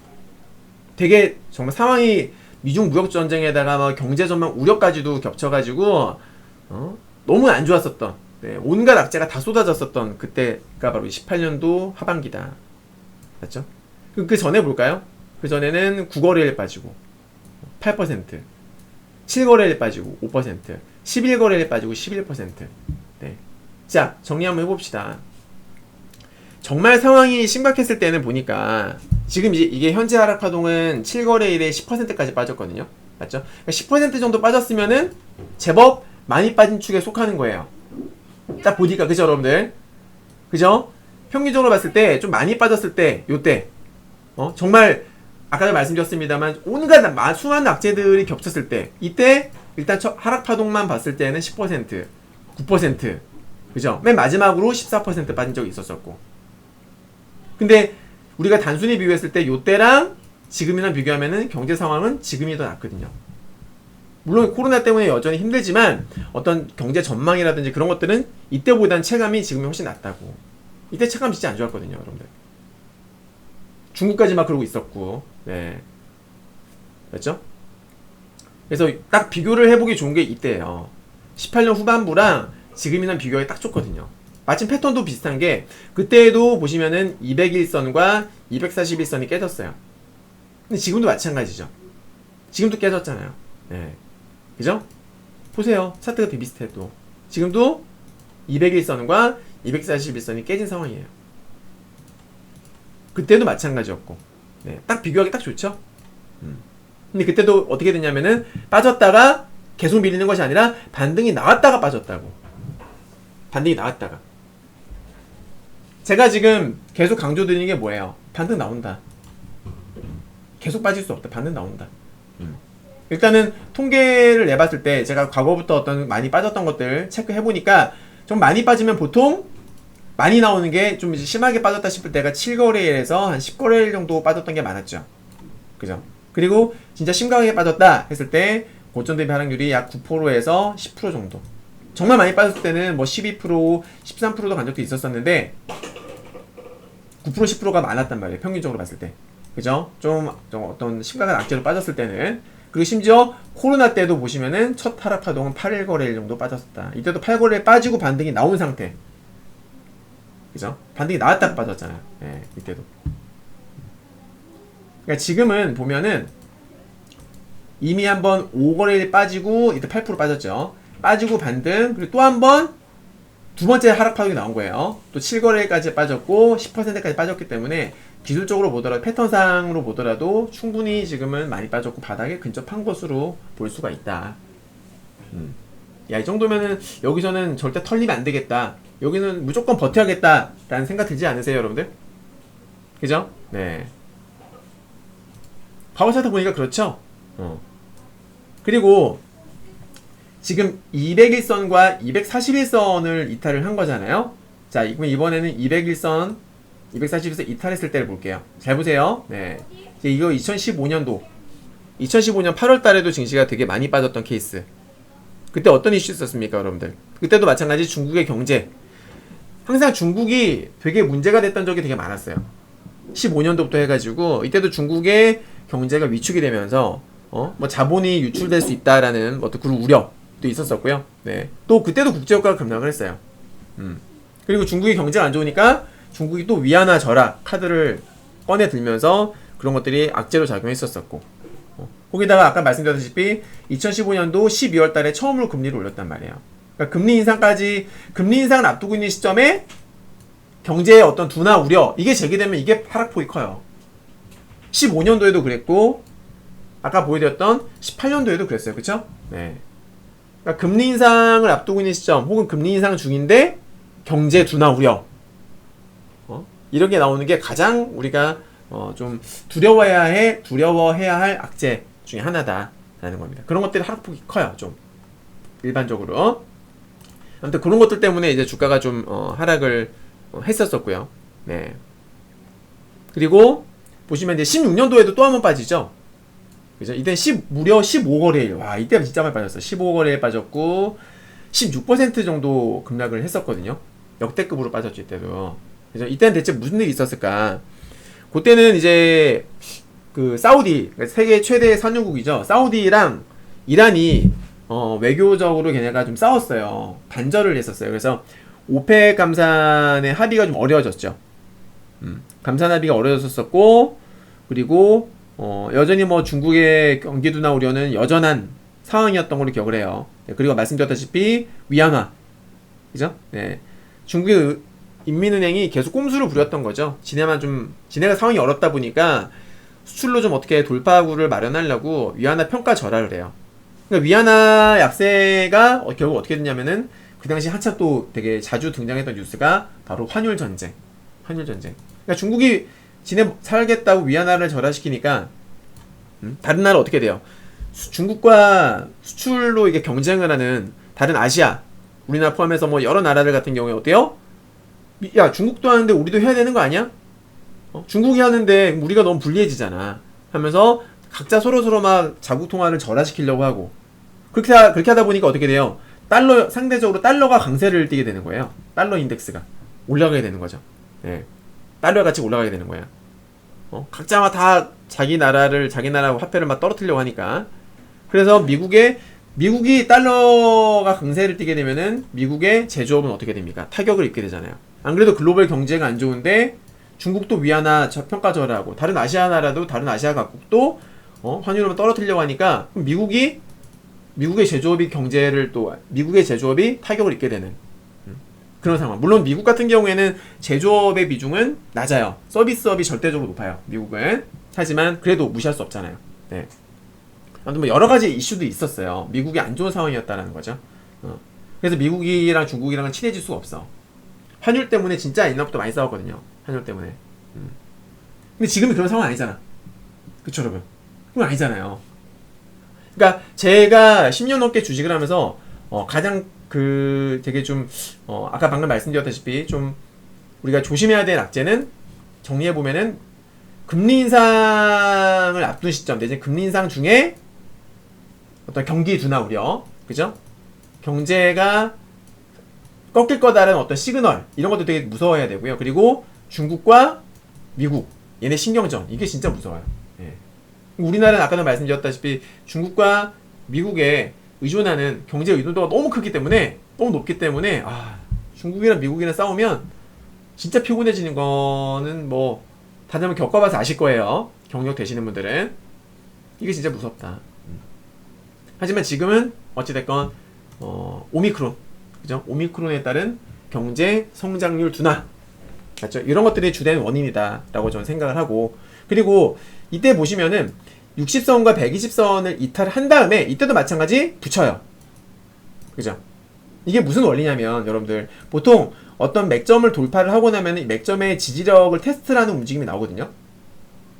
그죠? 돌다리도 두드려보는 그런 과정이라고 보시면 돼요. 내가 이 다리가 탄탄한지 두드려본 다음에 그 다음에 건너는 것처럼, 이 설사 급락을 했다고 하더라도 이 이평선들의 저항력을 테스트하는 반등이 나온단 말이야. 기술적 반등이 나온다고. 그게 아시겠어요? 자, 반대로 돌파를 하고 나면은 지지력 테스트를 이렇게 나온다고. 마찬가지예요. 그래서 지금 미국 같은 경우에는 어때요? 200일선을 처음으로 깬 거예요. 나스닥이 첫 하락이란 말이에요. 반등은 안 나올 수 없어요. 100%. 제가 주식에서 원래 100% 말씀드리면 안 되는데 반등 무조건 나와요. 네. 당장 월요일에도 전 나올 수 있다고 봐요. 왜냐하면 제가 그 금요일 새벽이었었죠. 금요일 새벽에 제가 아까 코멘트를 해드렸던 게 뭐냐면, 제가 뭐라고 말씀드렸냐면, 새벽에 제가 막 올려드렸어요. 잠깐 보여드릴게요. 여기 있네요. 네. 토요일 새벽에 여기 있네요. 1월 22일 토요일날 하지만 그럼에도 불구하고 나스닥이 급락한다면 이건 알고리즘에 따른 ETF 로스커 투매로 봐야 되고 최대 13,750포인트 부근까지 열어야 된다. 그럼 나스닥도 진바닥 가능성 95% 이상을 볼 수 있다라고 제가 말씀을 드렸었어요. 네. 이해되시죠? 자, 그리고 나스닥 얼마까지 빠졌어요? 실제로 13,750포인트 부근까지 딱 빠졌죠.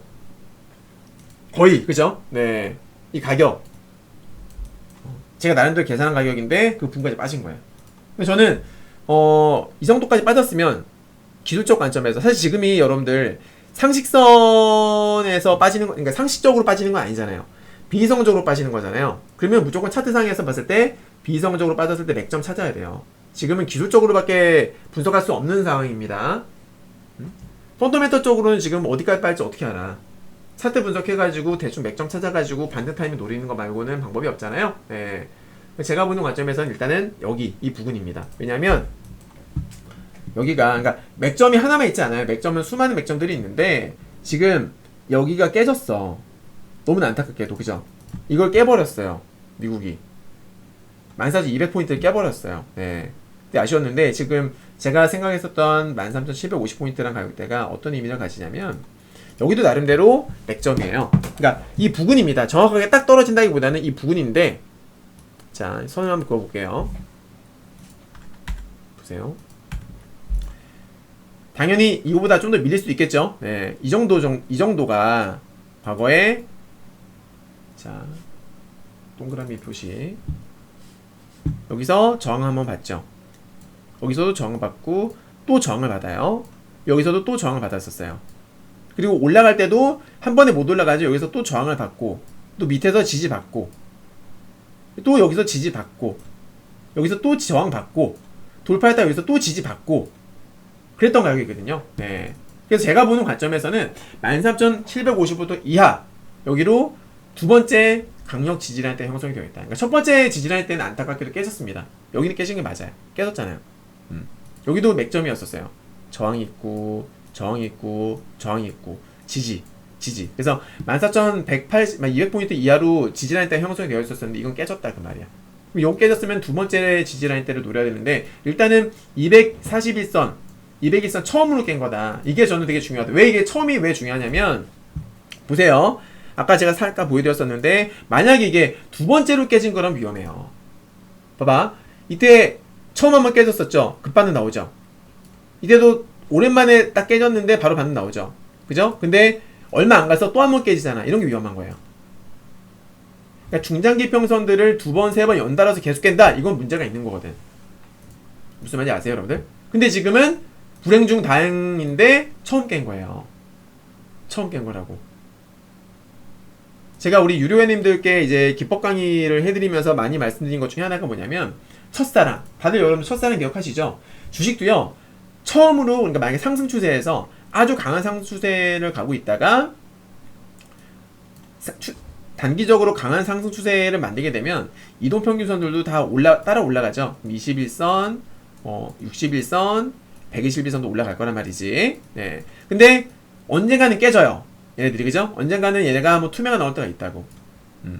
그럼 저랑 이제 친한 이제 뭐 주변에 주식하는 친구들 얘기할 때는 상승 추세에서 첫 20선 이탈은 박사, 닥치고 매수, 이렇게 얘기하거든요. 그러니까 종목, 모든 종목에 해당되는 건 아니에요. 네, 되게 강한 주도주들, 명분이 뚜렷한 실적을 베이스로 올라가는 주도주들 내지는 지수들의 경우에 첫 20선 이탈 내지는 첫 60선 이탈, 첫 120선 이탈은 무조건 닥사, 닥치고 매수라는 표현을 씁니다. 이건 이제 기술적 관점에서예요. 실제로 그게 적용되나 볼까요? 지금 중요한 이평선들, 중장기 이평선들은 중요한 것들이 60, 120, 240, 200선 정도가 돼요. 과거에 우리가 10년 넘게 1년 말고 10년 넘게 이 나스닥 차트를 보면서 정말로 첫 이탈은 닥사인지 한번 우리가 봅시다. 알겠죠, 여러분들? 첫 이탈. 그러니까 전제 조건은 강한 상승 추세 이후에, 그죠? 강한 상승 추세 이후에 나오는 첫 이탈입니다. 확률적으로 나오나 안 나오나 봅시다. 우리 이때 이제 여기 그 뭐예요? 2008년도에 금융위기 있었었고 그 이후부터 반등이 쭉 나오는 거예요. 보세요. 자, 첫 60선 이탈이네요. 맞죠? 한참 있다가 또 60선 이탈. 그 다음에 첫 120선 이탈이에요. 그죠? 또 봅시다. 쭉 가요. 그 다음에 첫 201선 이탈입니다. 그죠? 그 다음에 첫 240선 이탈이네요. 두 번째 240선 이탈이에요. 역시 제가 뭐라 그랬어요? 이탈하고 나면은 저항력을 테스트하기 위해서 반등 나온다고 했지. 이때도 마찬가지야. 저항 테스트하기 위해서 반등 나오는 거야. 무슨 말인지 알죠? 근데 제가 두 번, 세 번 깨는 거 안 좋다. 역시나 두 번째 깨더니만 바로 못 올라가죠. 또 한 번 깨잖아요. 네. 자주 깨면 안 좋아요. 알겠죠, 여러분들? 한 처음 깰 때는 무조건 닥사야. 처음 깨지는 건 무조건 사는 거야. 무조건 강홀등이고 털리면 안 돼. 자, 그 다음에 이제 또 새로운 상승 추세가 만들어지죠? 첫 60선 이탈입니다. 올라가죠, 또? 이게 추세예요, 여러분들. 주식에는 관성의 법칙이 있어요. 그 다음에 첫 201선 이탈이네요. 역시 올라가죠. 자, 그 다음에 정말 오랜만에, 자, 이때 2011년도 이때 왜 빠졌냐면 미국의 세계 최대 경제대국인 미국의 신용등급이 강등이 됐어요, 여러분들. 상상이 되세요? 미국이에요, 미국. 세계 최대 경제대국이에요. 파워가 가장 강한 나라인데 미국의 신용등급을 강등시킨 거예요, 그때. 대박이죠. 이때는 솔직히 급락할 만했어. 하지만 그랬음에도 불구하고 반등이 나와요. 그죠? 그랬음에도 불구하고 또 반등이 나오고요. 하지만 한 번에 다 올라가지 못했죠. 워낙 여파가 컸으니까. 그죠, 여러분들? 네. 어쨌거나 반등이 나오죠. 첫 201선, 첫 240선 이탈. 일단 정말 큰 이슈였던 거예요. 그 다음에 또 다시 상승 추세를 만들어 갑니다. 보죠? 네. 자, 첫 60선 이탈이네요. 그 다음에 첫 120선 이탈입니다. 또 반등 나오죠? 또 첫 200, 120선 이탈이에요. 또 반등이 나오죠? 100%죠, 지금까지? 그죠, 여러분들? 100% 맞죠? 네. 100%잖아. 제가 말씀드렸던 것들. 그래요, 안 그래요? 또 여기 또 있죠? 그 다음에 또 상승 추세가 또 만들어졌죠? 자, 60선 이탈, 120선 이탈, 240선 이탈. 알면은 여러분들 주식은요, 알면 아는 만큼 먹어요. 모르면 모르는 것 이상으로 손실 보고 깨지는 거예요. 그래서 공부를 해야 되고, 제가 과거 사례 분석에 집착을 하는 것도 이런 이유 때문입니다. 저는 경험을 했거든요. 과거 사례 분석이 진짜 중요한 거예요. 케이스 스터디가 60, 120, 200 한두 번 정도 보여지고 말면은 그건 패턴이 아니지만 두 번, 세 번, 네 번, 다섯 번, 10번 이상 반복되면 그건 패턴이고 확률이 나온다는 거거든. 이때도 처음으로 오랜만에 200선, 240선 깨더니면 또 반등이 나오고. 그 당시에는 공포였겠지. 그 당시에는 얼마나 무서웠을까, 사람들이. 200에서 깨지니까. 하지만 반등이 나오더라. 과거에도 다 그때 그 당시에 투자자들을 공포에 떨게 할 만한 이슈들이 있었어요. 지금만 공포 아니에요, 여러분들. 과거에도 다 무서웠고 투자자들이 다 힘들었어. 지수 하락할 때는. 그잖아요? 지금만 힘든 거 아닙니다. 다 그럴 만한 이유가 있었었고요. 하지만 결국 뭐예요? 다 반등 나오더라. 다 올려 붙이더라라는 거지. 왜? 저가 매수자가 달라붙거든. 야, 이쯤 되면 됐다. 왜? 공매도를 쳤던 애들도요. 주가가 빠질 거라고 했던 공매도 주가가 빠질 것으로 예상하고서 공매도를 쳤던 애들도 저점에서는 수익 실현해야 될 거 아니야. 공매도 입장에서 수익 실현하려면 뭘 해야 돼요? 주식을 사야 되잖아요. 그게 바로 뭐야? 숏 커버링이잖아요. 그냥 사야 되거든. 저점 매수가 들어올 수밖에 없어요. 그러면은 야 누가 산다. 응? 공매도가 숏 커버링을 할지라도 산다 하면은 그것만으로도 일단 어떻게 해요? 투자 심리가 돈다고. 알겠어요? 그리고 다시 말씀드리면 지금은 코로나 팬데믹 이후로 처음으로 200일선이 깨진 거예요. 결론 나왔지? 그죠? 답 나왔잖아. 뭐 더 이상의 설명이 필요 있나요? 네. 나스닥은 코로나 팬데믹 이후 첫 200, 241선 이탈. 닥사. 닥치고 매수. 오케이? 닥치고 홀딩. 네. 닥콜. 응? 닥치고 홀딩. 표현이 좀 과격했나요? 보통 이때 닥사라고 표현을 많이 하잖아요. 네. 일반적으로. 좀 표현이 너무 거칠었나? 그냥 강홀딩. 네. 강홀딩. 네. 스트롱 바이 앤 홀드라고 제가 스트롱 바이 앤드 홀드 전략 유효 이렇게 말씀드릴게요. 네. 물 좀 마실게요. 덥다.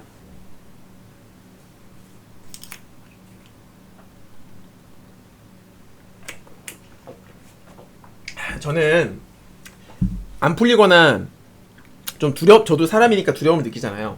안 풀리거나 두려울 때 뭔가 답답할 때는 저는 무조건 옛날 과거 패턴을 전 뒤져봐요. 사례 분석. 그게 제 일이니까. 제가 회원님들께 회비를 받고 리딩을 하는 게 그게 제 아무것도 그냥 안 하는 게 아니라 그게 제 역할이에요. 제 업무라고 업무. 과거 사례 분석해서 상황이 힘들 때 이러한 사례가 있었었고 때문에 이렇게 될 것이다 전망을 하고 거기에 따라서 전략을 짜드리고 포트도 짜드리고 포트 구성해드리고 그게 제 역할인 거죠. 쉽진 않지만 일일이 뉴스 다 찾아보고 차트 다 체크하면서 하는 게 쉽진 않아요. 저 일이 되게 많은데 전 재밌더라고. 전 과거 사례를 뒤지는 게 전 되게 재밌어요. 제 적성에 좀 맞는 것 같아. 아무튼 그래서 저는 결론을 이렇게 내립니다. 지금은 두려워할 때가 아니다. 오히려 현금 있으면 더 사야 되고 홀딩을 해야 될 타이밍이다. 네. 제가 이제 여기서 분석한 것은 나스닥이지만 나스닥이 반등 나오면 당연히 코스닥도 지금은 반등이 나올 테니까 그죠? 같이 보시면 될 것 같고 다음으로 이제는 여러분들 다음으로는 여기 FED 금리 결정과 우리 국내 증시의 상관관계에 대해서 한번 분석을 해 보도록 하겠습니다. 네. 이건 제가 여러분들 미리 제가 좀 준비해 놨어요. 자, 보기 쉽게 하기 위해서 캡처를 해놨습니다. 보십시오. 자, 첫 금리 인상은 제가 15년도 12월 17일 중순이라고 말씀드렸었죠. 저 동그라미 쳐놨습니다. 여기 위에는 코스피고요, 아래는 코스닥입니다. 네, 이때가 이제 첫 금리 인상이었었고요. 금리 인상 전에 뭐 폭락을 하거나 그런 물론 있었지만은 결국에는 박스권이었다라는 것을 알 수 있습니다. 주가가 빠졌다가 올라왔다가 빠졌다가 올라왔다가 빠졌다가 올라왔다가 빠졌다가 또 올라오죠. 금리 인상 전부터 이미 반등이 좀 나와요. 이게 뭐 왜 그러냐면은 어느 정도 선반영이 되었다라는 거거든요. 네, 일정 부분 선반영이 되었다라는 것을 알려주는 겁니다. 이게 확인할 수 있는 부분인 겁니다. 그죠? 또 보겠습니다. 그 다음에 16년도에 12월에 올리고 25bp 올리죠. 17년 3월 그리고 17년 6월 달에 올립니다. 이거는 한 차트에서 우리가 확인을 한번 해볼게요. 노란 동그라미 체크하겠습니다. 요때 한번 있었고요. 그죠? 동그라미 요때 그리고 요때.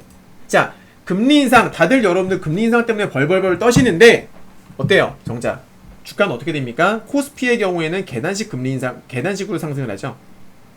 자, 이것도 좀 답답한 게 뭐냐면 그러니까 소위 이제 전문가라고 한 사람들이 TV에 나와가지고 금리 인상기에는 다들 성장주를 사야 된다. 옛날에도 그랬다. 맞아요. 저도 일정 부분 동의는 해요. 근데 이때 보시면 특히나 성장주가 아니라 경기 민감주 잘못 얘기했어요. 코스피에는 경기 민감주가 많죠. 뭐 대표적으로 조선도 있고요, 철강도 있고요, 뭐 화학도 있고요, 건설도 있고요, 그죠? 자동차도 있고요. 많이 있는데 코스피는 실제로 금리 인상기, 본격적인 금리 인상기잖아요. 어때요? 계단식으로 꾸준하게 상승을 이어가요. 그죠, 여러분들? 근데 반면에 코스닥은 어떻습니까? 박살났다가 반등, 또 박살났다가 그제서야 뒤늦게 반등. 코스피 지수와 결국에는 코스닥이 나중에 따라가긴 했습니다만은 왜 이런 일이 벌어졌을까? 왜 이런 일이 벌어졌을까? 궁금하신 분 3번. 되게 재밌는 얘기가 있죠. 제 리딩 오래 들으신 분들은 아실 텐데, 이것만 보고서 전문가들이 당연히 금리 인상기에는 코스피를 사야 됩니다. 시클리컬을 사야 됩니다. 라고들 많이들 얘기하거든요. 네. 차트가 이렇게 벌어진 데는 이유가 있어요. 궁금하시면 3번 한번 찍어보세요. 3번.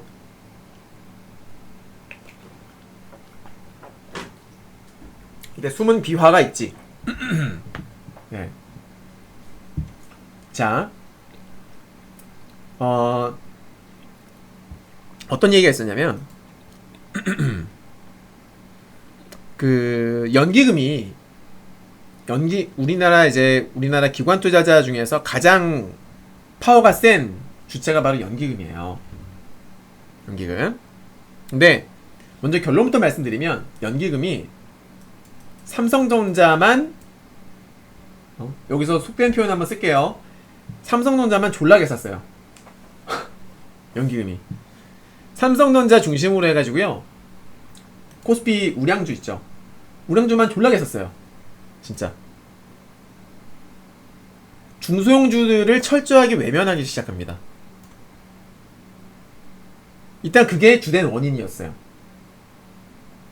예전에는 지수 빠졌을 때 연기금이 우리나라에 실제로 구원투수,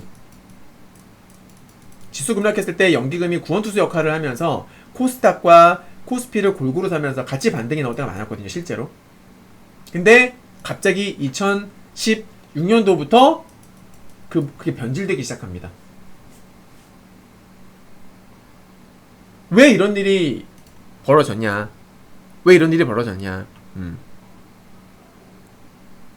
그 메리츠 자산운용이 있어요. 메리츠 자산운용이 그 당시에 수익률이 꼴등이었어요, 여러분들. 거의 얘네 그 펀드가 거의 뭐 꼴등이었었거든요. 16년도에 15년도 14년도에 14년 맞아요. 13년이구나. 뭐 12, 13, 14년 요 당시에 메리츠 자산운용의 수익률이 정말 완전 바닥을 찍었었어요. 그러다가 그 당시에 메리츠 자산운용의 수장이 누구였냐면은 강면욱입니다.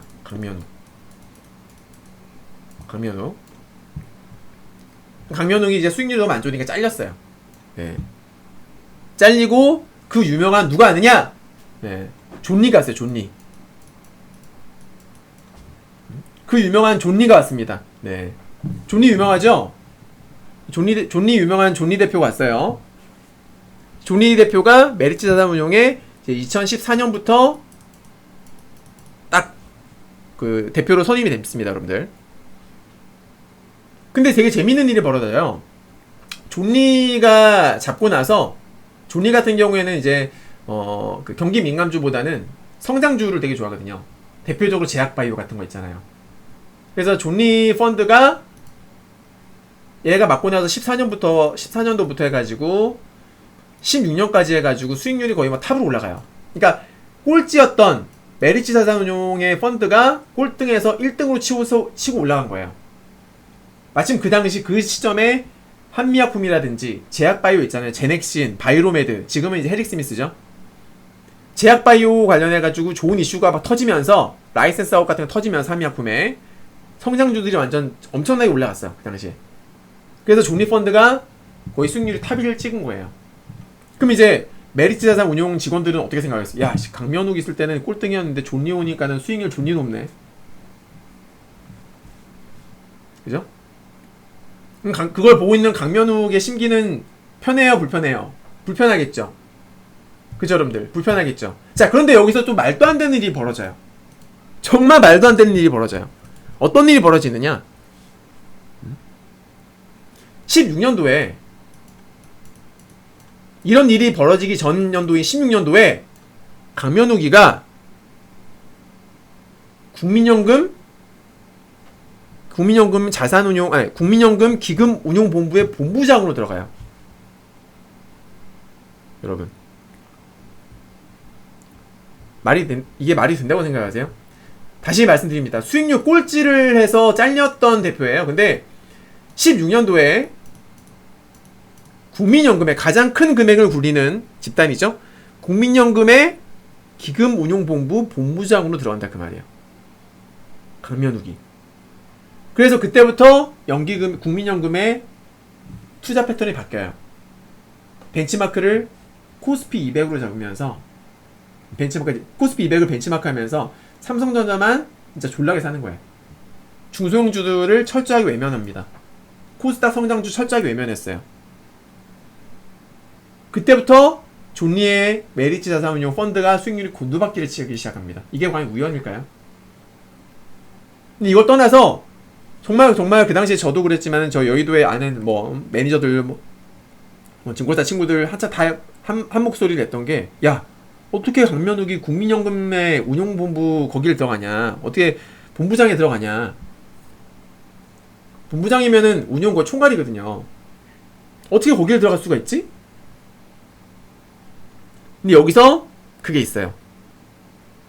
그 당시 박근혜, 여러분들, 박근혜 밑에 누가 있었어요? 청와대 경제수석 비서관이 바로 안종범. 기억하시는 분 계실지 모르겠는데, 안종범 들어보셨죠, 여러분들? 안종범 청와대 경제수석 비서관, 얘 후배예요. 누가? 강면욱이. 안종범 씨의 후배입니다. 고등학교, 대학교 후배예요. 선후배 사이에요, 얘가. 황당하지 않아요? 결국 낙하산이었던 거지. 그러니까 그때 실제로 여러분들 그 당시 나왔던 뉴스를 보게 되면은 서류 전형에서 총 한 20명 모였나요? 근데 거기서 9위였대요. 서류 전형에서 9위를 차지했는데 최종 면접 대상자를 7명을 뽑았다라는 거죠. 전체에서 9위를 차지했는데 7명 안에 면접 대상자에 포함이 됐던 거야. 그리고 면접에서 몰표를 받았다라는 거예요. 서류 전형에서 9위를 받았던 사람이 면접에서 몰표를 받아가지고 여기 임명이 된 거예요. 참고로 이 기금운용 본부장 자리는요, 여러분들 그 당시에 한 500조 정도의 국민연금 기금을 운용을 했었던, 그걸 또 책임을 졌던 그런 자리입니다. 그래서 강면욱이 그 당시에 어떻게 불렸냐면, 그 존리펀드 막 급락하는 거 보고 사람들이 강면욱의 저주다. 강면욱의 저주다, 이거. 강면욱이 존리 잘 나가는 거를 보고서 존리 배 아파서, 존리가 좋아하는 성장주들 다 그냥 매도시키고, 삼성전자만 졸라게 사면서 코스피 지수만 폭등시켰다. 합리적인 의심을 했던 거죠, 사람들이 그 당시. 재밌죠? 그래서 코스닥이 못 가고 시클리컬이 갔던 거예요, 그 당시에. 알겠어요, 여러분들? 무조건, 그래서 금리 인상기는 무조건 시클리컬이 간다? 아닙니다. 절대 그렇지 않아요. 오해하시면 안 돼요. 아무튼 그런 비하인드 스토리가 있었었죠. 자, 그 다음에 또 계속 금리 인상 볼게요. 17년도 12월 14일날 이때도 금리 인상 합니다. 어때요? 자, 금리 인상 앞두고서 어떻게 됩니까? 시클리컬만 가니까 아니죠? 나중에 이제 코스닥도 불붙기 시작합니다. 팍 올라가요. 하지만 봐봐요. 자, 금리 인상을 앞둔 시점에 코스닥은 한번 멋지게 탁 치고 올라갔는데 코스피는 미리 꺾여버려요. 슉 꺾입니다. 어때요? 이래도 시클리컬 사야 된다고 얘기할 거야? 그리고 금리 인상 하고 나서 코스닥 한번 더 갑니다. 확 올라가요. 성장주. 그죠? 올라가죠? 물론 그때 이제 얘도 금리 인상 이후 올라갔지만, 다들 금리 인상 하니까 금리 인상 하면 주가가 폭락하는 걸로 착각하는 분들이 많으시더라고요. 그래서 제가 보여드리는 거예요. 사례 분석을. 모르면 무조건 뒤져봐라. 자, 그 다음에 이제 그 공포의 18년도 아까 말씀드렸죠? 18년도에는 요때 금리 인상 한번 하고요. 요때도 금리 인상 한번 하고요. 다음에 요때 금리 인상. 그 다음에 이때도 금리 인상. 이때는 이제 FED의 치명적인 실수. 생각해보세요. 아니, 미국이랑, 그러니까 경제에 대해서 잘 모르는 저도, 저도, 야, 미국이랑 중국이랑 싸우면 글로벌 경제가 힘들어질 게 뻔한데, 저도 알겠는데, 왜 거기서 미쳤다고 금리를 올릴까? 진짜 황당했거든요, 그 당시에. 그리고 나서, 아직도 중립금리 한참 멀었다. 금리를 더 올릴 거다. 라고까지 얘기했는데, 막상, 경제 상황이 너무 안 좋아지니까, 어떻게 돼요? 19년도부터는 금리를 인하합니다. 그제서야 인하하기 시작합니다. 파월이. 19년도에 무려 3번이나 인하를 하죠. 3번씩이나. 얼마나 황당해요, 진짜. 물론 사람이니까 실수할 수 있는데 정말 중요한 자리에 있었고, 그런 사람이, 그런 연준위원, 그런 사람들이 이렇게 해버렸으니까, 정말 미치고 팔짝 뛰는 줄 알았지. 그리고 나서 이제 코로나를 맞은 거예요. 이때가 이제 코로나. 예. 이런 스토리가 있어요. 자, 그래서 금리 인상이라는 것이 꼭 지수에 나쁜 것만은 아니다. 물론 첫 금리 인상 전에는 거기에 따른 어떤 조정이 나올 수 있으나 길게 봤을 적에는 결코 나쁜 것만은 아니다라고 결론을 지을 수가 있겠죠. 그죠, 여러분들? 맞죠? 결론입니다. 그래서 보시면은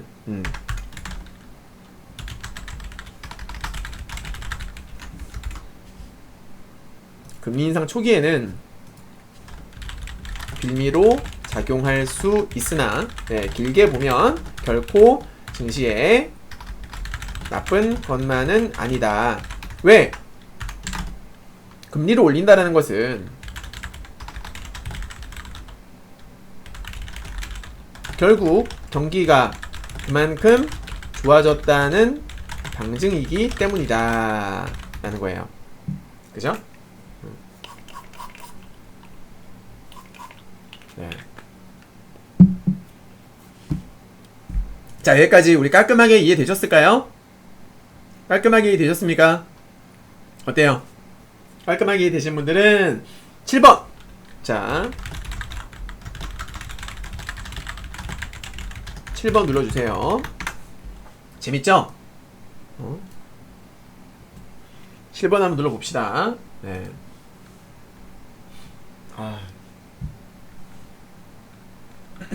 너무 재밌어요? 자, 제 강의가 정말 도움이 되고 재밌으시면 어떻게? 우리 특공개미TV 구독과 좋아요, 알람 설정 꼭 부탁드리도록 하겠습니다. 네. 제가 이 우리 특공개미TV 채널을 이제 만든 지 한 2달이 다 돼 가네요. 제가 11월 18일날 만들었었거든요. 11월 28일날 만들었는데 2달쯤 돼가요. 드디어 여러분들 기쁜 소식이 있어. 물론 이제 이거를 노리고 했던 건 아닌데, 드디어 이제 그 수익 창출 첫 조건에 들어갔어요. 드디어. 그러니까 이게 구독자가 1000명이 넘어야 되고, 그리고 이제 총 그 시청 시간이 4000명, 4000분이죠. 4000시간. 4000시간이 되어야지만이 이제 그 수익 창출의 첫 조건이 돼요. 근데 이거를 오늘 찍었어요. 오늘. 보니까 오늘 찍었더라고. 예. 그래서 일단은 이제 구글 쪽에다가 지금 현재 검토 단계에 있는데, 승인 떨어지게 되면은 그때부터는 이제 조금씩 수익 창출이 되는 거예요. 앞으로 좋은 컨텐츠 많이 올려드릴게요. 예. 해봤자 뭐 얼마나 되겠냐면은 재밌잖아. 재밌잖아. 그러니까 P2E가 아니라 저는 강의하면서 돈 조금씩 벌고, 그죠? 네, 강의하면서 돈 버는 거지. 이제 조회수가 늘어나면은, 네. 뭐 열심히 해볼 테니까 여러분들 많이 도와주세요. 특공개미TV 많이 사랑해주시고, 아직도 구독 안 누르신 분들 계시면은 꼭 눌러주시고요. 네. 뭐 좋은 거 많습니다. 여기 보시면 좋은 영상들 진짜 뭐 종목과 관련해서도 영상 제가 꾸준히 올려드리고 있고요. 네. 주린이를 위한 꿀팁, 특히나 유상증자, 무상증자 꼭 보세요. 이거 강추입니다, 강추. 그리고 원달러 환율도 마찬가지고요. 네. 정말로 꿀팁 영상 되게 많거든요. 그리고 신규 상장주 보호 예수 물량 파악하는 것도 되게 도움이 되실 만한 내용이고, 한번 보세요. 네, 도움되는 거 진짜로 많습니다. 네. 자, 이제 우리 종목 얘기 한번 해봅시다. 종목 얘기. 네. 종목 얘기 해볼게요. 자, 제가 이미 지난주부터 여러분께 말씀을 드렸던 게 뭐냐면 장단기랜다. 그 금리 인상을 앞두고서 시클리컬만 고집하면 안 된다. 성장주 봐야 된다. 근데 성장주라고 해서 완전 뭐 허황된 모멘텀을 쫓는 그런 것들이 아니라 정말로 실적으로 이어질 수 있고, 그리고 어떤 기본적인 펀더멘털 탄탄한 그런 성장주들을 봐야 된다 라고 제가 강조를 드렸었거든요. 그때 제가 그 당시에 말씀드렸던 관심주가 이게 지난주 뭐 언제였더라? 그때 제가 요거였어요. 그죠? 지난주에 말씀드렸던 게 딱 요겁니다. 봐봐요. 캡처 해볼게요. 이게 지난주 이게 언제 영상이지? 잠깐만. 저게 언제 한 거냐면은 3일 전인가? 이게 며칠이냐? 잠깐만요. 볼게요. 1월 20일인가? 1월 20일인가 19일인가 찍었을 거예요. 네. 이게 1월 20일 19일 관심주입니다. 19, 20일 관심 종목 섹터였었어요. 이게 요걸 한번 그대로 볼게요. 이거 제가 그때 이제 관심 종목 섹터로 말씀드렸던 건데, 네. 자, 실제로 어땠나 볼까요? 최근에 보시면은 종목들 보겠습니다. 네. 제가 여러분들 메타버스랑 게임이랑 엔터 보라고 말씀드렸잖아요. 그죠? 메타버스, 엔터, 게임 무조건 봐야 된다. 메타버스는 중심이다. 이거는 끝이 아니다. 시작이다. 제가 계속 강조드렸었어. 자, 그리고 다들 아시다시피 최근에 증시 어땠어요? 21일에 떡락했죠. 그죠? 19일부터 떡락을 했었어요. 19일도 떡락을 하고 했었었는데 제가 뭐라고 했어요? 관심주 봐라. 그래서 실제로 20일날 누가 올라갔어요? 20일날 어떤 종목도 올라갔어? 위지윅 스튜디오. 제가 말씀드렸던 메타버스. 그죠? 자이언트 스텝. 그죠? 컴투스. 제가 관심있게 봐라라고 말씀드렸던 다 올라갔지. 하이브, JYP. 심지어 금요일날 지수가 급락을 했음에도 불구하고 얘네들은 얼마 안 빠졌어요. 그쵸? 얼마 안 빠졌잖아. 하이브 1%밖에 안 빠지고, JYP 2% 빠지고, 자이언트 스텝은 오히려 강보합으로 마감했고, 위지윅 스튜디오 오히려 4% 상승해서 마감을 했고, 그죠? 컴투스 2% 살짝 빠졌고. 그죠, 여러분들? 최근에 실제로 게임주와 메타버스 관련주들이 상당히 강한 흐름을 보여주고 있다는 거예요. SM 같은 경우에도 약보합으로 마감했고. 제가 보라고 한 데는 이유가 있어요. 네. 전문가들이 다 지금 경기 민감주, 금리 인상 앞두고 있으니까 경기 민감주 보셔야 됩니다. 뭐 관심 가지셔야 됩니다 하는데 아니죠. 사례 분석을 안 해봐서 그래. 자, 한 가지 제가 추가적으로 설명을 드리면, 지금 아까 제가 여러분들 장단기 금리차가 축소가 되고 있다, 그건 팩트다라고 말씀을 드렸잖아요.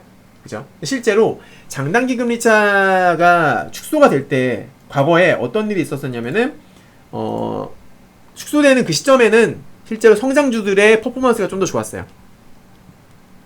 여러분들, 장단기 금리차가 확대가 될 때는 가치주, 저평가되어 있는 어떤 경기 민감주라든지 걔네들의 퍼포먼스가 좀 더 좋았는데, 실제로 근데 장단기 이거 설명 드릴게요.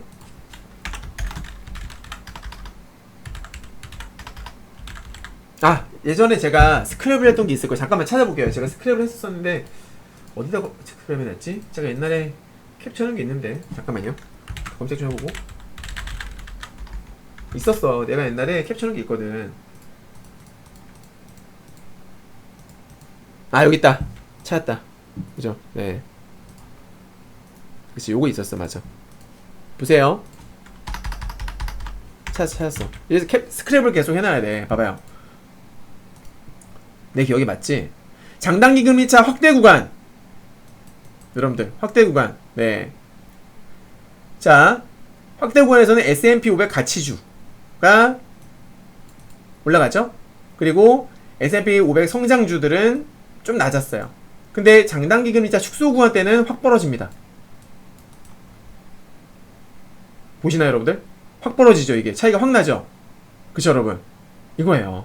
네. 대단하죠? 퍼포먼스 측면에서 차이가 확 벌어진다고. 여기도 보세요. 2%, 4.6%. 평균 수익률. 네.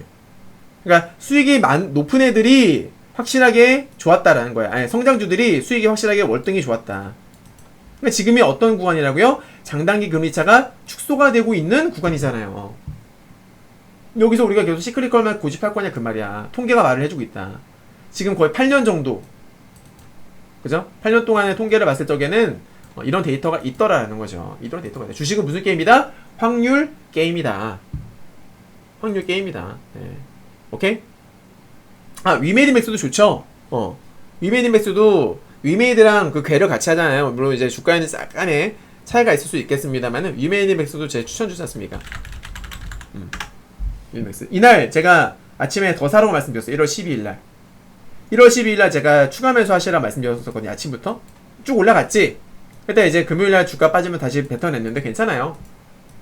오늘 위믹스 같은 경우에도 좀 흐름이 되게 좋았던 걸로 알고 있는데 위믹스 차트 볼까요? 지금 어떻게 되고 있는지. 아직도 버티고 있나?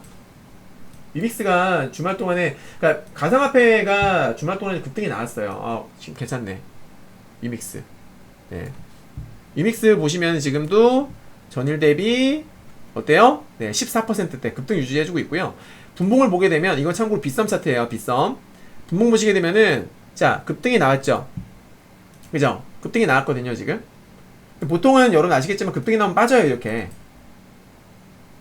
역별이잖아. 역별에서 올라가면 빠지고 또 올라가면 빠져요. 근데 얘는 지금 버티고 있어. 일단 요거는 되게 긍정적으로 볼 수 있는 부분이에요. 버티는 게 쉬운 건 아니거든. 예, 물론 빠질 수 있겠지만은 현재까지 이게 버틴다라는 것은 일단 전 되게 좋게 보여집니다. 나쁘지 않아요. 네, 위믹스. 그래도 월요일에는 뭐 미증시가 급락했으니까는 개파락 출발은 하겠죠, 아마도. 네, 개파락 출발은 어쩔 수 없을 것 같고. 그리고 어디였니? 맞아. 네. 그리고 우리 나스닥에 야간 선물 좀 보게 되면 코스피 200 야간 선물을 보시면요.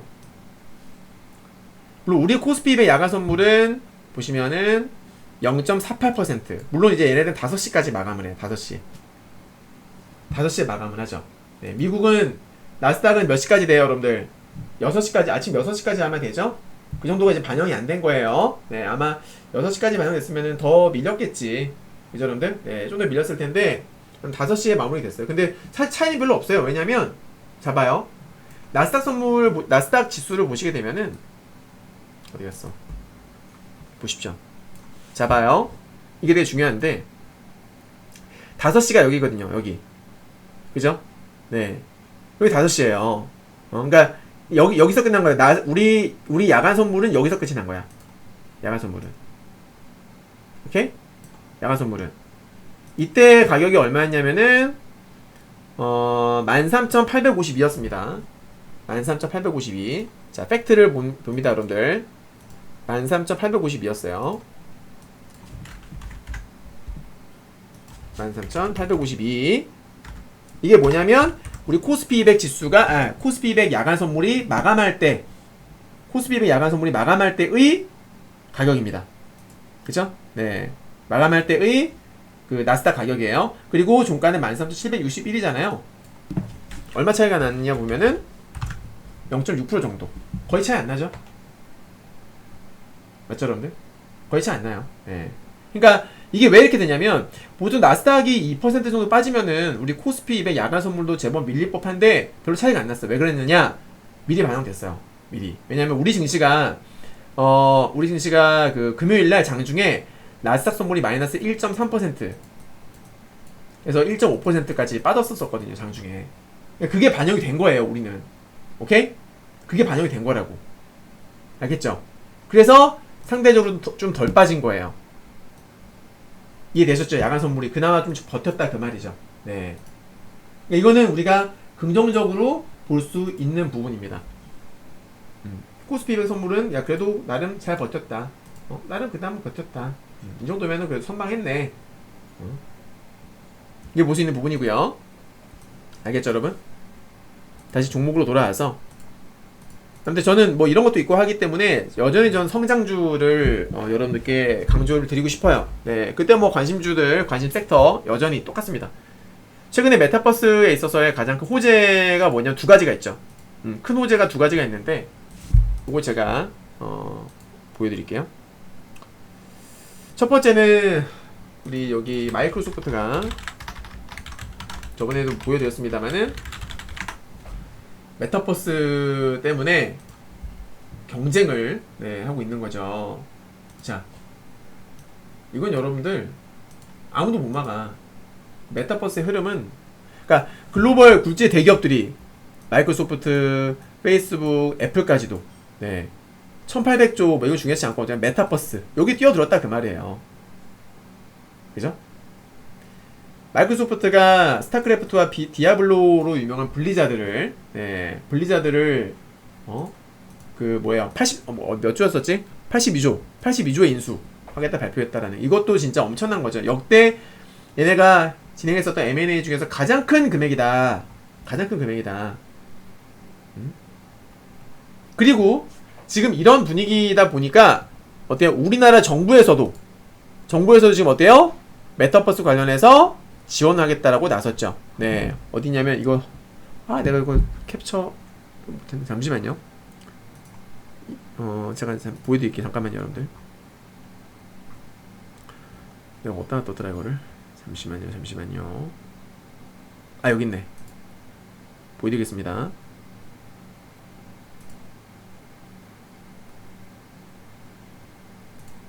봐봐요. 정부가 앞으로 메타버스를 어떻게 추진할 것인지, 이걸 제가 파일을 보여드릴게요. PDF 파일을. 자, 메타버스 신산업 선도 전략 관계부처 합동 해서 나옵니다. 자, 보겠습니다. 보십시오. 전 세계는 지금 무엇을 준비하고 있는가, 어떻게 진화하고 있는가, 우리의 대응은 여기 보시면은 중점 추진 과제, 세계적 수준의 메타버스 플랫폼에 도전하겠습니다. 메타버스 시대에 활약할 주인공을 키우겠습니다. 전문기업 육성하겠습니다. 모범적 메타버스 세상을 열겠습니다. 거기다가 지금 어쨌거나 대선 후보 중에서도 이재명 같은 경우에는 지금 걔가 실제로 타고 다니는 버스 이름도 메타버스로 지었을 정도로 메타버스에 관심이 많아요.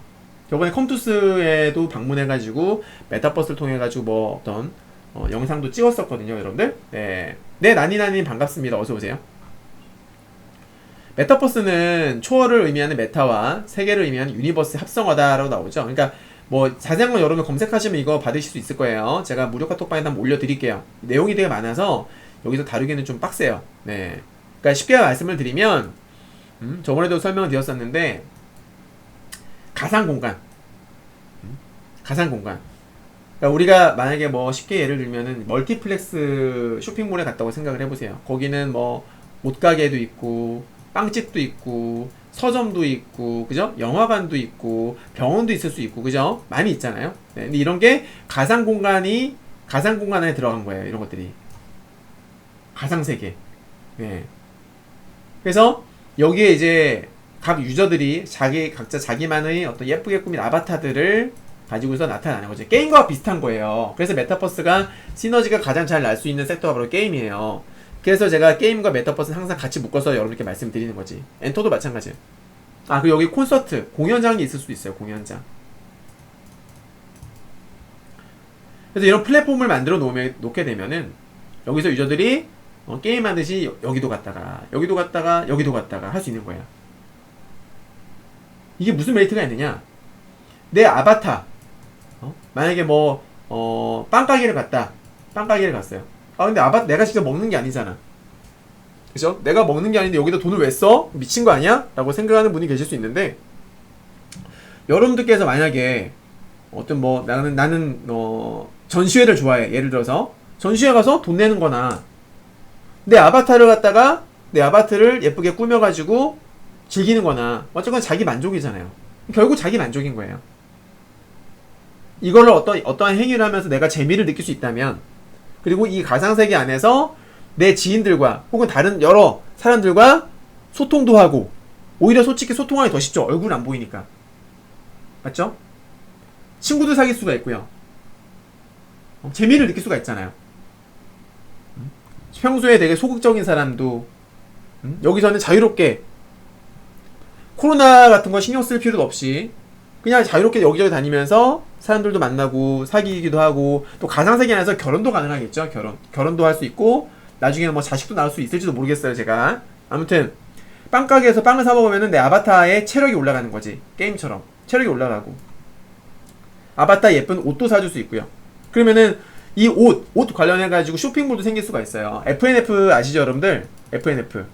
FNF라는 기업, 디스커버리라든지 뭐 디스커버리랑 MLB 그런 런칭, 그 브랜드 런칭하는 기업이잖아요.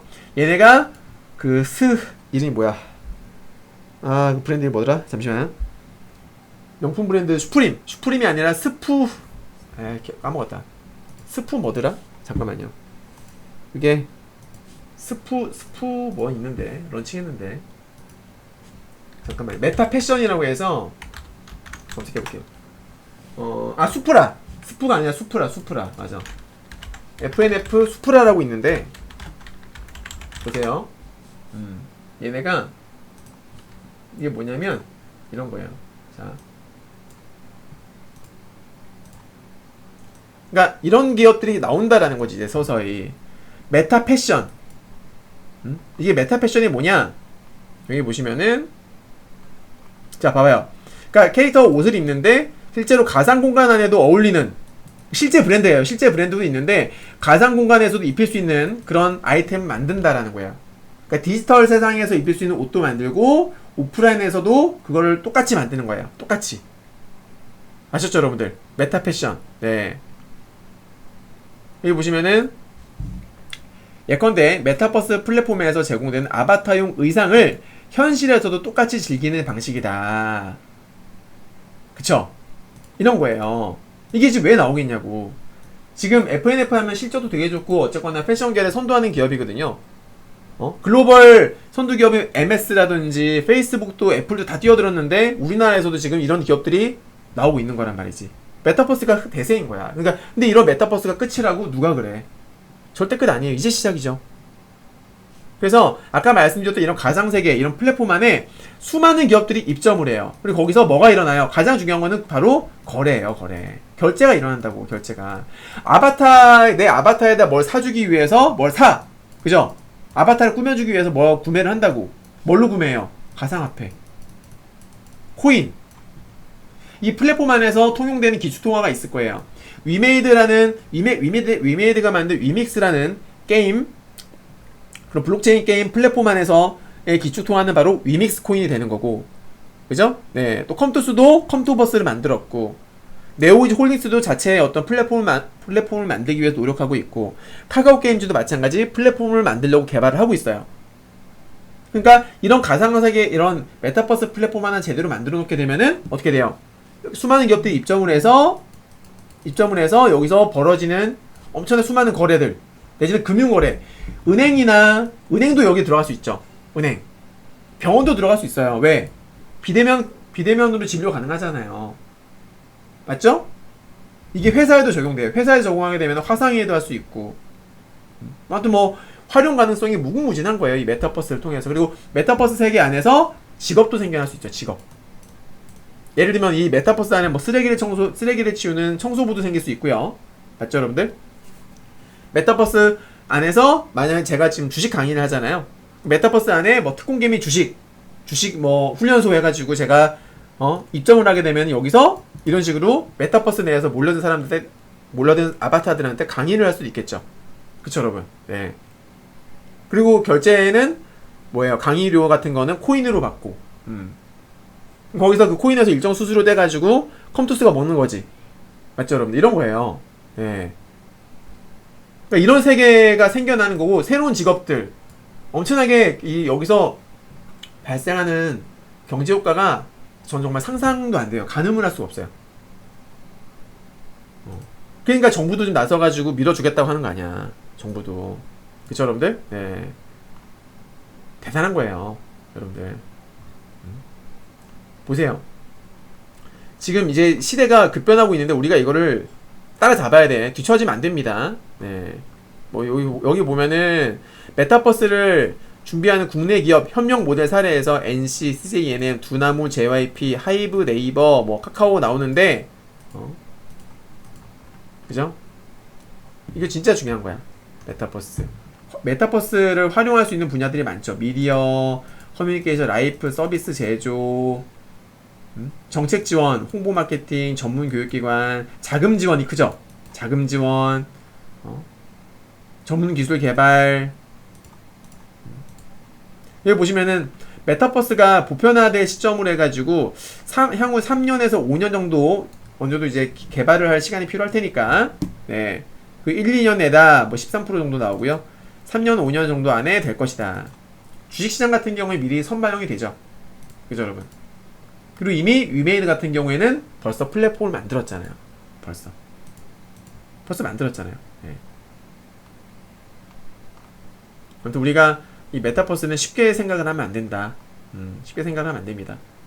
많은 사람들이 정말 이 메타버스를 사용하려면 정말 수년이 걸리겠지만은 뭐 지금 한참 이슈가 되고 있는 섹터이고, 또 마침 지금 뭐 경제 성장률도 둔화가 되고 있고 오미크론도 아주 활발하게 설치고 있고 이런 시점에서 야 우리가 뭘 사야 돼? 하면은 마침 가장 핫한 게 뭐예요? 메타버스라고. 마이크로소프트의 80조가 넘는 규모의 M&A에다가 이제 정부까지 나서가지고 지원을 해준대요. 딱 생각해도 야 이렇게 지금 핫한 게 없잖아. 메타버스는 오히려 지금과 같은 시장에서 더 부각이 될 수 있는 섹터라고 저는 생각을 합니다. 여러분, 예, 알겠죠? 컴투스도 제가 이날 추가 매수하시라고 말씀드렸잖아요. 이때, 그쵸? 컴투스 이때죠? 1월 20일 날 아침에 제가 추가 매수하세요 말씀드렸다고 했더니 그냥 쭉 급등이 나오죠? 쫙 올라가죠? 가져가야죠. 네, 컴투스 가져가야지. 아무튼 뭐 지난주에도 제가 그 관심 섹터와 관심주로서 메타버스와 엔터 이렇게 말씀드렸었는데 오늘도 동일합니다. 네, 오늘도 동일합니다. 금일 23일 금일도 동일합니다. 네. 무료카톡방에 오시면은 무료카톡방 입장하시면은 관련 종목들 리딩 받아보실 수 있겠고요. 큰 도움 받으실 수 있을 거예요. 자, 어때요 여러분들? 오늘 방송 어땠어요? 좀 불안함이 사라졌나요? 괜찮았습니까 여러분들? 되게 무섭고 그랬었죠? 미증시 빠지니까. 우리 유료연님들은 그냥 제 리딩도 잘 따라주시면 되겠고, 그러니까 저는 월요일날 미증시 때문에 개파라 출발하게 되면 그것 또한 매수 기회라고 저는 생각을 해요. 예. 무서워하지 마세요. 제가 신이 아닌지라 뭐 정확하게 얼마 찍고 올라갑니다까지 못 맞추지만은 바닥 임박했다. 예.